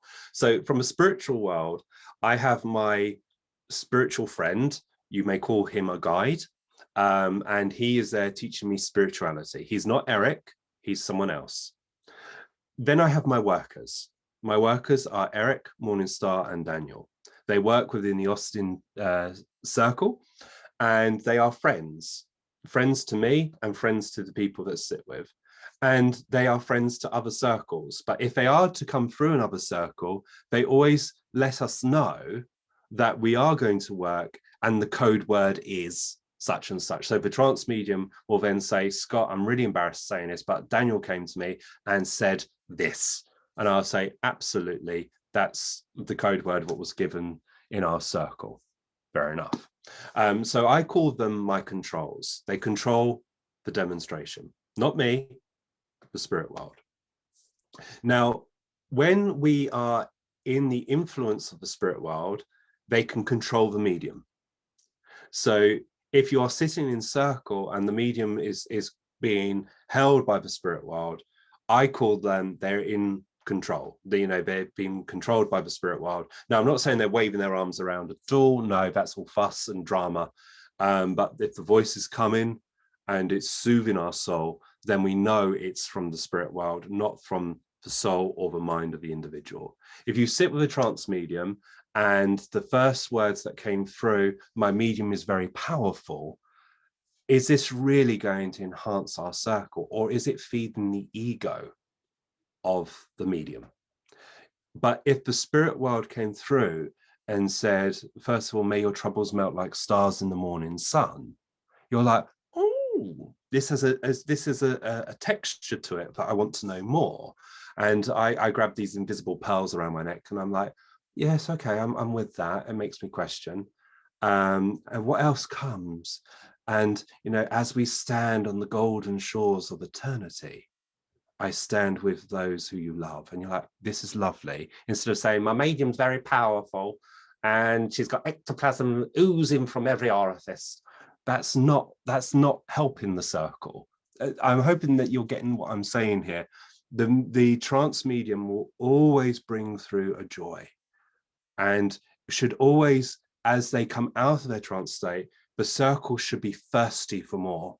They should be like, oh my goodness, I was in the presence of something better than you. Go away again. And all of that. But I've been in complete horror stories when I have seen trance mediums work, or so-called trance mediums work. I like to call them prats, because they start turning around and faking, when someone's barking like a dog or flapping around on the floor like a fish, or they're slithering around pretending to be snakes. This is not trance. This is stupid. This is insult, and this is giving mediumship a bad reputation. And we've got to work beyond this. I always have like a checklist. Is this intelligent? Is this uplifting? Is this making me feel the presence of eternity? Or am I as bored can be? And am I looking at my watch and saying, oh my God, it's only been 3 minutes and it feels like 3 hours? It's that. And I scream to the spirit world and say, help me, help me. And I could feel their love and their philosophy come in saying, be gentle, be loving. And in my mind is going, oh, please kill me now. Or shall I send them somewhere exotic by smothering them with a pillow, or fantasize how to beat them to death with a fire extinguisher? Because these people are insulting the very truth. And if you are absolutely devastated, and someone's saying, give me 600 quid or $600 and I'll sit for you, and you've got this person coming through, that person coming through, and it's insulting you, but not touching your need, that's very cruel. That's very cruel. And that's where I've become very strong. And well, the only time I ever are strong and say, no, this isn't right. And I get myself into a lot of trouble.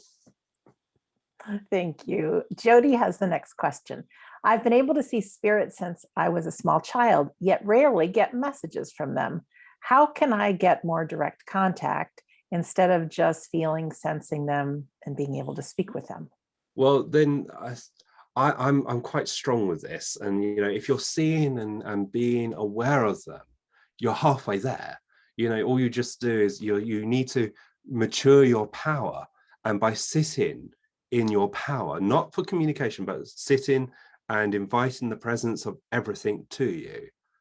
And then when you come out of it, then you say to the spirit world, you know, as I come to see you, you know, what would you like to say? What's that thought you would like to dust my mind? You know, people think we get messages all the time. We don't. I remember Daniel coming close to me, and I said, are you all right there, fella? And he turned around and said, I'm working, which means don't disturb him. And he wasn't coming for a conversation. He was coming close, but I interrupted what he was doing. And there are times when Eric will draw close and I would say, hello, Eric, how are you today? I'm very well, my boy, but I am distracted at this time. Okay, no problem. Or there's other times I'll say, Eric, my friend, how are you today? I'm very well. And what have you learned today? He hasn't told me, but he's asking me to tell him what I'm feeling, what I'm experiencing, so that he is kind of can polish me up. So, and he'll say, and how would you think about if this person that you were so rude to had trouble today? Will you send them good thoughts, or will you continue to allow this bilge to cloud your mind? And I'm like, oh, I don't know what to do, help me. And he'll say, now sit and send good thoughts. So you do have that kind of experience, but we don't get information like, I don't personally get too much personal communication. I get things that will aid a development. Thank you. Here's a question. Scott, is it a normal part of development to see images during sitting in the power, or is it because of a busy mind? I was more aware as I returned my awareness to the physical. Oh, that's okay. I interrupt you all the time. No, sorry. Okay. I'm like off. You know, I'm like a coil spring ready to. You've got to understand, when you sit for power, you're going into your soul's awareness. Your soul is your psyche. So you may start to see symbols and imagery, but you move beyond that. And as you move beyond that, you may start to get communication from the spirit world, but you've got to go beyond that. You've got to move through those layers and go into this emptiness. Now, some of us shoot into it and go kind of like a wrecking ball through each wall of that stages. And the other world is like, oh, was that them? But you're in that power. And then equally, you swing straight back out of it and they're like, oh, he's gone again. But when you're sitting in the power, it's like these stages of unfoldment. It's like the flower starting to open up. You don't know what color the petals are until it starts to open up. You don't know how it's going to smell until it's fully open. You don't know how long it's going to last until you cut it. You know, and it's all these different things. And these are the stages that you go through. Keep walking through it. Don't become too aware of those images. If sometimes we see faces, and a lot of times you may see faces coming up from the distance to you, and you may see them as like a photo negative, or you can see them in color, you can see them in black and white. They don't talk to you, they just seem to move away, and you're not holding on to them. You're just like kind of moving through the street through strangers, and you're not having a conversation, but you're just getting to your destination. But I would say this to you: when you sit in your power, and you may have this image or something like that, you can always sit for the spirit world afterwards and say to the spirit people, as I sat to develop my awareness, I became aware of these imagery. Is that relevant to what we are doing? And you may get a thought saying, let it go. Or how do you feel about that? And that's how you build up your communication. Well, that's how it happened to me. Very good. Lisa asks, I'm a mental medium and healer. How do you feel about spiritual assessments? In an assessment, what happens if they say you will not be a controlled medium? How do you feel about this? Well, I have to say to you, when we're doing assessments, it's not necessarily from the spirit world, it's from psychic. You're using your psychic awareness to go through the layers and the colors of the auric field. Now, many people, when they're studying with an assessment, they may see the outer layers. Now, you may see purple, you may see pink, but you've got to think what the colors make them up. So purple is made from blue and red, which have their own story, and depending on how it sits with them. And pink has obviously red with the white, which is normally the outer layer, not the core power. So we look at this. Now, I would look at how the person assessing, how did I feel in their presence? Did I feel that they were really connecting with me? I was told, don't do physical mediumship, don't do trance mediumship. The best you'll be will be a healer. I remember the medium telling me that very, very early on in my development. And I thought, I'll show you. So they weren't seeing the potential, they were just seeing the outer layer. And you walk through. Now, sometimes we have to be a little bit honest and say, I know you're sitting for physical. I know that you want it, but I can't see the color there.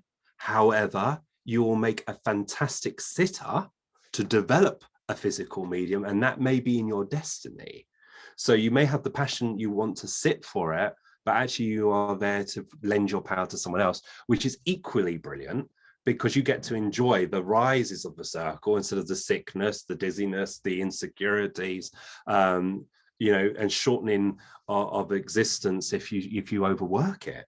But you develop it. So I have to say, over experience, you've got to kind of look at the psychic. Has the person been trained properly as a psychic to read the auric field and go within it? If they're as mad as a box of frogs, then just chalk it up to an experience. Or if you know there's credit and merit here, just to say, well, it may be a fork in the road. It will, if I told all of you who are passionate that you will not make it as a medium, would you instantly stop sitting because I told you that? I could be wrong. You sit because it nourishes your soul. You sit because you are sweeping the path. And you don't listen to people like myself. If it feels like it's within your destiny, you sit with it. You marinate it like a piece of good chicken. You marinate it so it tastes good. If you just bung it in the oven and pull it out too quickly, it's not going to taste good, and it's going to give you a dodgy stomach. Oh. Thank you very much. Eileen asks, do you have any advice for living in our society that does not universally accept life after death? I feel like if I tell people about this wonderful topic that I have been investigating, they might think I'm strange, like into the occult or something. Well, I'm probably the worst one to ask about this. Now, I was a rebel. I used to hear in the streets, especially in the UK, you get at 1 o'clock, there's this man who used to stand in the street with a Bible and said we were all sinners and we must repent, we're going to burn and all of this. And I got angry. Oh, did I get angry? I went marching up there and I stood in front of him and I gave it to him both barrels. And I said, how dare you speak, blah, blah, blah, blah, and all of this. And I was really going for it.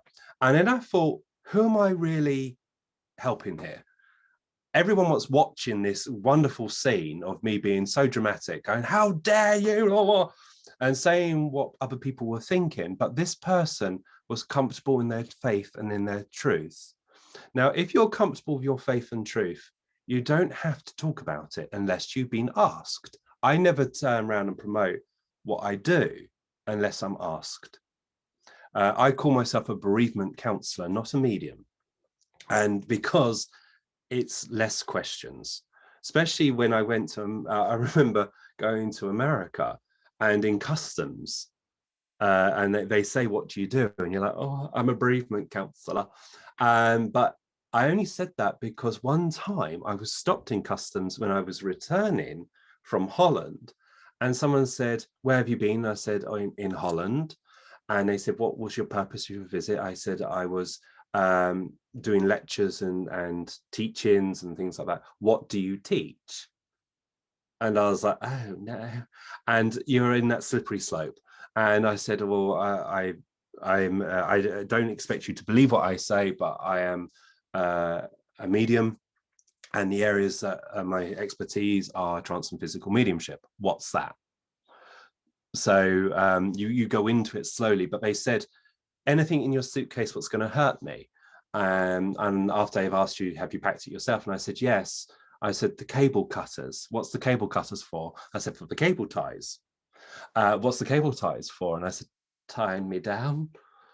And it just was a slippery slope. And when they opened up my suitcase, with the cable ties were the toys for the seance. So that just went downhill very, very quickly.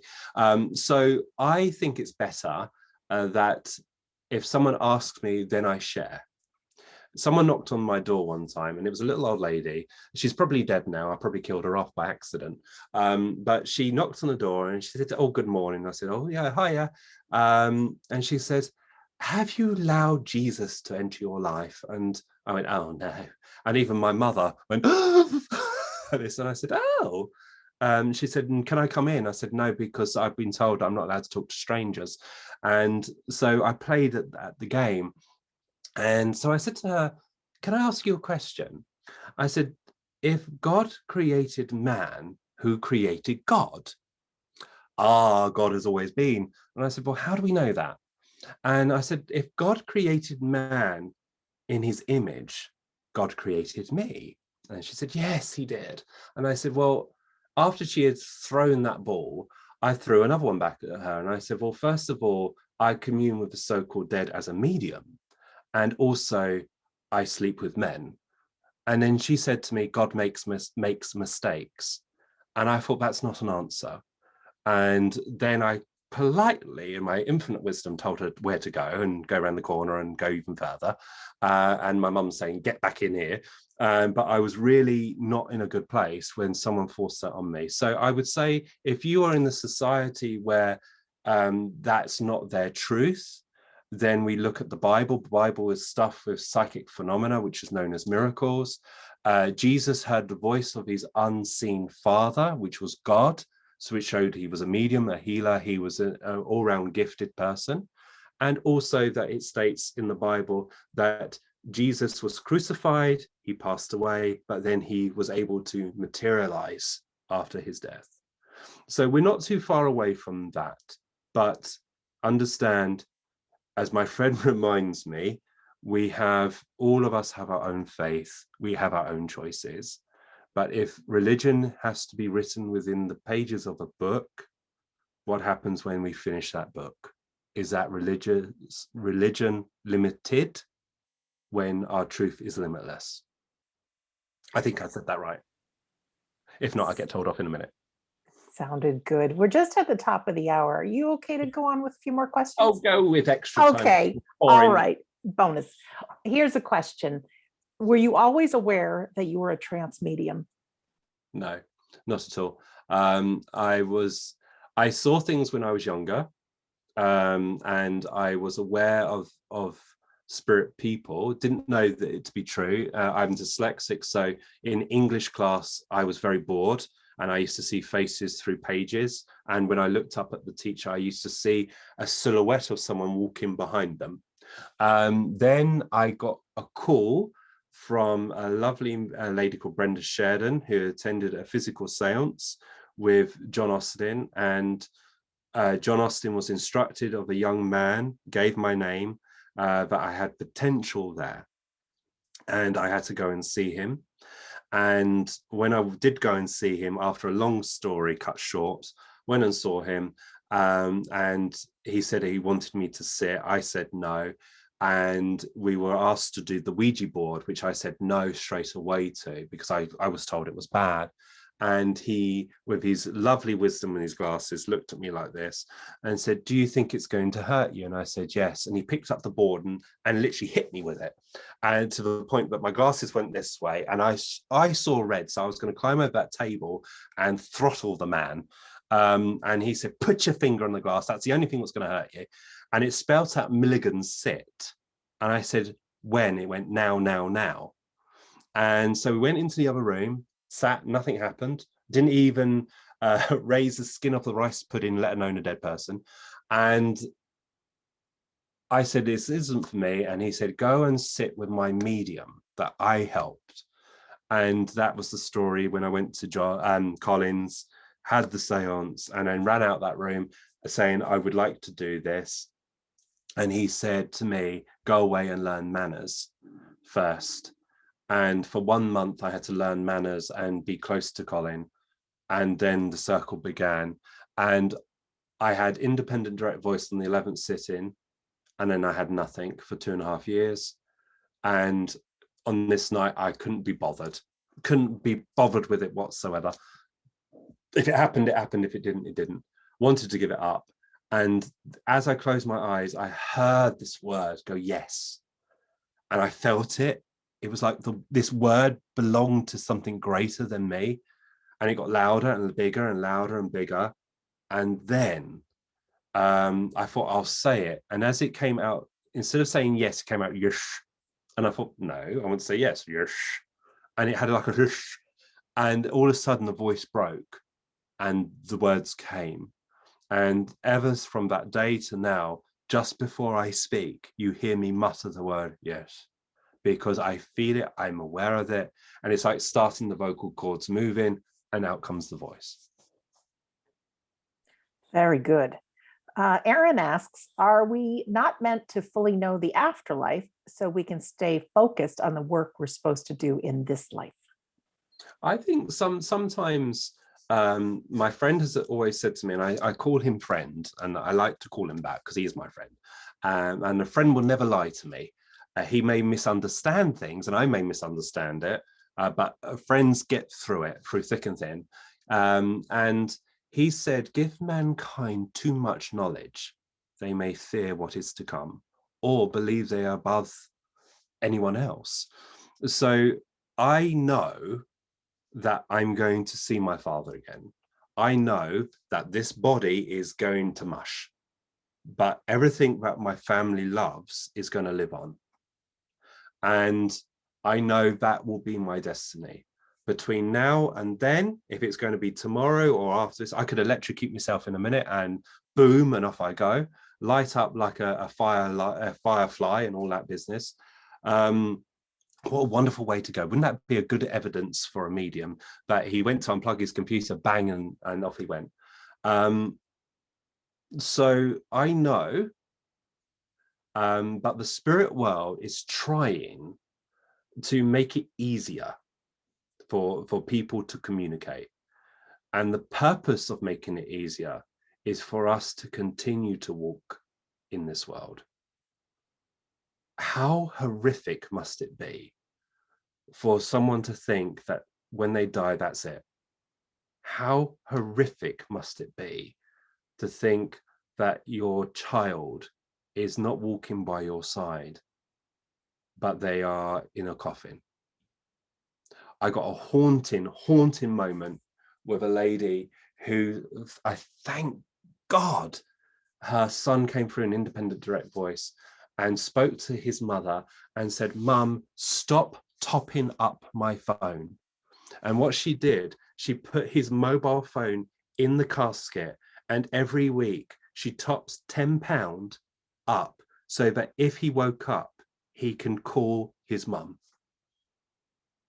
And the voice came and said, "Mum, stop this.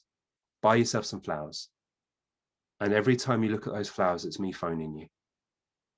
And so she went from thinking like that to actually he's alive, actually he's there. And that £10, I buy flowers every week because that's what he said. Isn't that better? Wouldn't that be a much more better world? but we hear absolute horror stories. And there was one, and not to go into too graphic detail, but a lady had her daughter pass, buried the coffin, but made sure there was a trench with steps, and she had a sealed perspex bit so she could look in to see if her daughter was still there and if she needed to be removed from it. And her daughter came through and was saying about certain songs and started to convince her, but actually her daughter had transitioned. It wasn't needed, but it was part of her grieving process. And from that moment, it moved her to a better place, but she wasn't going there in the middle of the night, going down the steps and looking in and sitting there and not living. And the voice of the daughter is saying, Mum, you need to live. And that's the hardest message to for that child to say to the mother. And the mother's saying, how can I live? You're not with me. And the daughter saying, of course I am. Of course I am. And then proving without a shadow of a doubt that their family member is still there. It's a hard duty, but it's nothing to do with me. It's the work of the unseen world. But you'll hear it and you're like, oh my God, what can I say? What can I say? Wow. Betty has a question. Scott, how do you know if you are more aligned to be a sitter for someone or maybe have potential to be a medium? For 6 months every day, I have sat in my power and aware of none of it, but I love it. And there's your answer. You love it. So you don't need me to say, look for this or look for that, because it will distract you. You've got to be free. You've got to empty your pockets of this. How do I know? Well, how do we know unless you do it? Sit, and if it feels good to you, keep going, because we don't know what's happening behind that curtain. You don't know if you're being used while you're in that loving power, that your power is being used to a circle across the world. You don't know if you're giving healing to a child that is sleeping nervously on the street. You are serving the spirit world. So don't say, let's use it for this, let's use that. Let's put it in the spirit world's hands and say, right, I'm going to sit, and whatever you need from me, take. And then if potential comes, it becomes. But enjoy it. Here's one that'll, I'm sure you'll have a good answer to. Oh, I no. have read something on Facebook the other day about people who say they have reptilian guides. I struggle to believe this. Is it possible? Most of the comments say how uncomfortable they are. How can a spirit that is a guide be uncomfortable? Well, I know a person that wrote a book, and he believes our royal family is reptilian, and that sits uncomfortable with me. And I say, where's the logic? I'm a mum and dad medium, so my mediumship is to prove life after life. Other people are to plant seeds that is possibility after life, and some people are just bat poo crazy. I had to choose my words very, very carefully then, because it almost slipped out the S word. But what do I know? But if you've already said it feels uncomfortable, then you have your answer. For me, I don't know if I could control myself if someone started coming through going, well, I'll start laughing, and then I would go, you need to stop this now. Okay. Barbara asks, what is it that we can do for spirit now?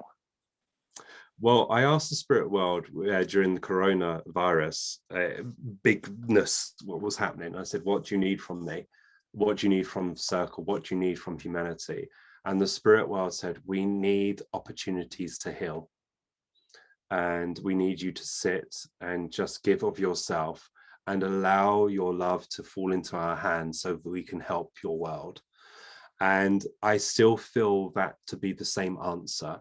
But in giving yourself in this power, you're developing your soul, you're developing your spirituality, so that when their job is done with what their worry is, then the work can truly begin, of whatever it may be. But I think at this moment, I say think, I don't say I know.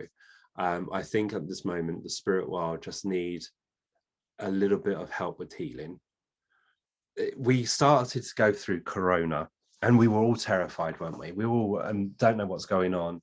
And some of us have known people who have fallen to this illness. Some people have committed suicide because of this illness, because they've lost their job or lost their income or lost their house.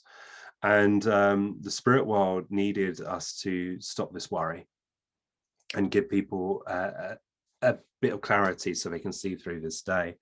And then you saw in Palestine this horrible bombing where children are being killed, and that should never be happening. And again, the spirit world called us to service and said, we need your love, we need your help, so that people who are commanding this wake up and stop this. So we sit again, and now the mutation of this illness has changed again, and some people call it a hoax. I don't know. I've been on the ward where someone was going on a ventilator. I had pneumonia. They didn't know if I had the virus or not. I believe I did, but it was in the early days of anyone knowing. So I've seen how destructive it can be. So I say to the spirit world, if the development has to stop, then so be it. But if you watch a tree when it grows, if the branch breaks, the power goes somewhere else. If the leaves fall, it must rest, and then it comes back into life when it's ready. And I think we've gone through like a winter, and now we're bringing into spring. So at this moment in time, all the spirit world want is you, to be you and sit and be present in their love. Okay, so good for another question? I'm good as long as I'm not boring everyone. I don't think so. This question says, I sit in a physical circle for a medium. I sometimes feel a pull from my solar plexus. Ooh. Is that for the medium or for the spirit world? Well, we have a psychic power. Now, remember, we give our life force, our psychic nature, to the medium to help them develop. So we get a psychic pull. This can come from your solar plexus area. So it can come through the awareness of who you are. I get it pulled from the stomach. I ask myself this question: where is my soul? Where is my soul within my body? And the soul resides where happiness is, and love and emotion. Emotion is in the pit of your stomach, isn't it? So if I shout at you and go, oh my God, I don't like my shoes, you can feel sick to the stomach. Or when I say, oh my God, you're the most gorgeous thing I've ever seen, you'll get this flutter within your belly, and it's your soul reacting. So around where you yourself are feeling this pull, this is where your power resides. So yes, you are being drawn on, but as you're being drawn on, you're developing as well. So give of yourself and things will naturally develop. All my circle members, when we did set, were developing spiritually because they were giving themselves to the circle, not to me necessarily, even though I was a point of interest by the spirit world. It's giving light to the circle. Okay, how about this one? Why do I fall asleep when I try to sit in the power? Because you moved into the presence. Now, if you're going into physical sleep, then you're sitting because you need this time for self. You know, excuse me. You could be having healing. You could be sitting calmly for that moment.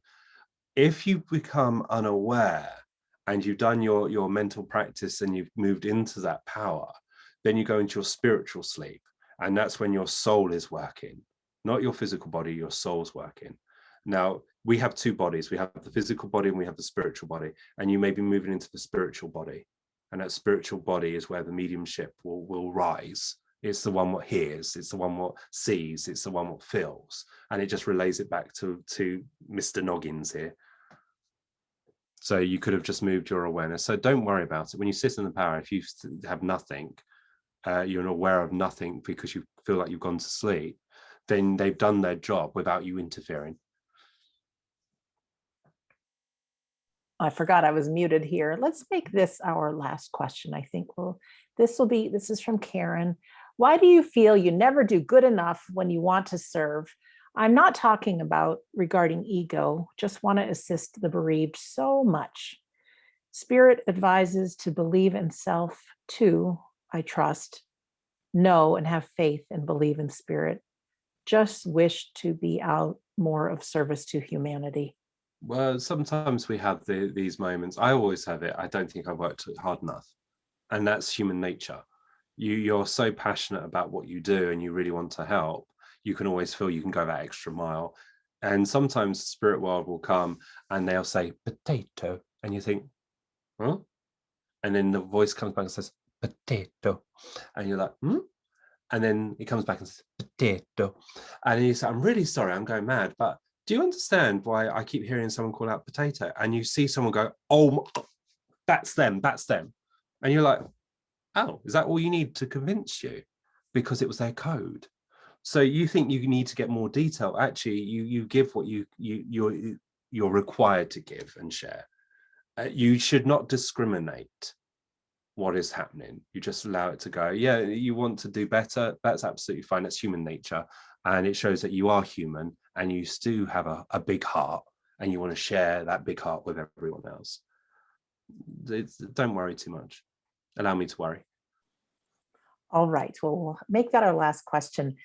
Just so everybody knows, we got tons of questions, so there's a lot of unanswered people. So I'm sorry, we just don't want to take up too much of your time.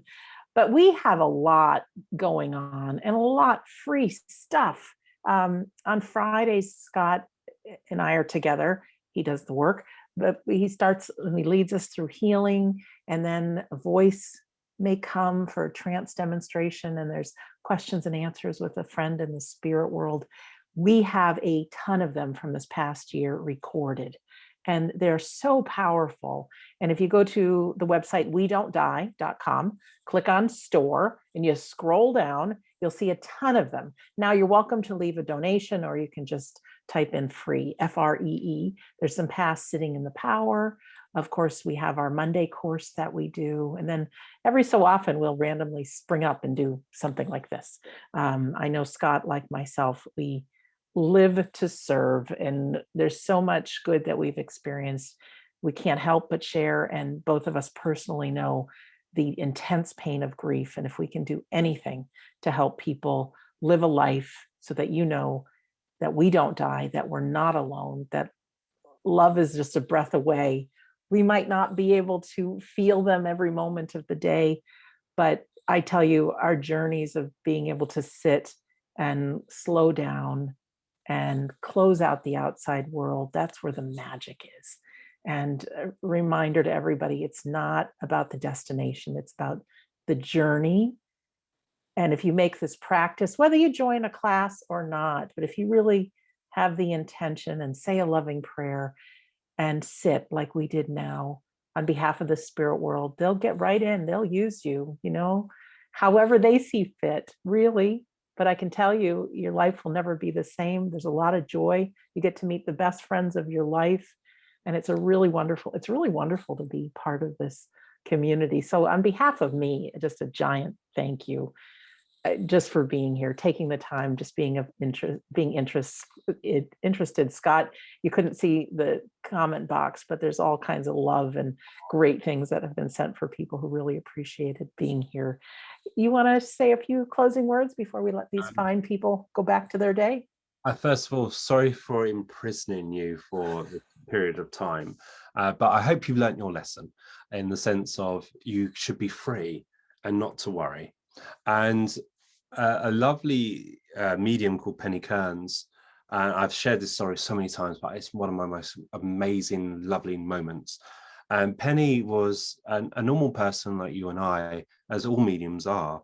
And all of a sudden, she was in her bedroom and her communicator, and she was always said she was never a medium. And all of a sudden, Mafu, her control, appeared. And she screamed, she went, Jesus, Mary, and Joseph be gone. And Mafu was like, all excited because his medium's been able to see and they're introducing one another.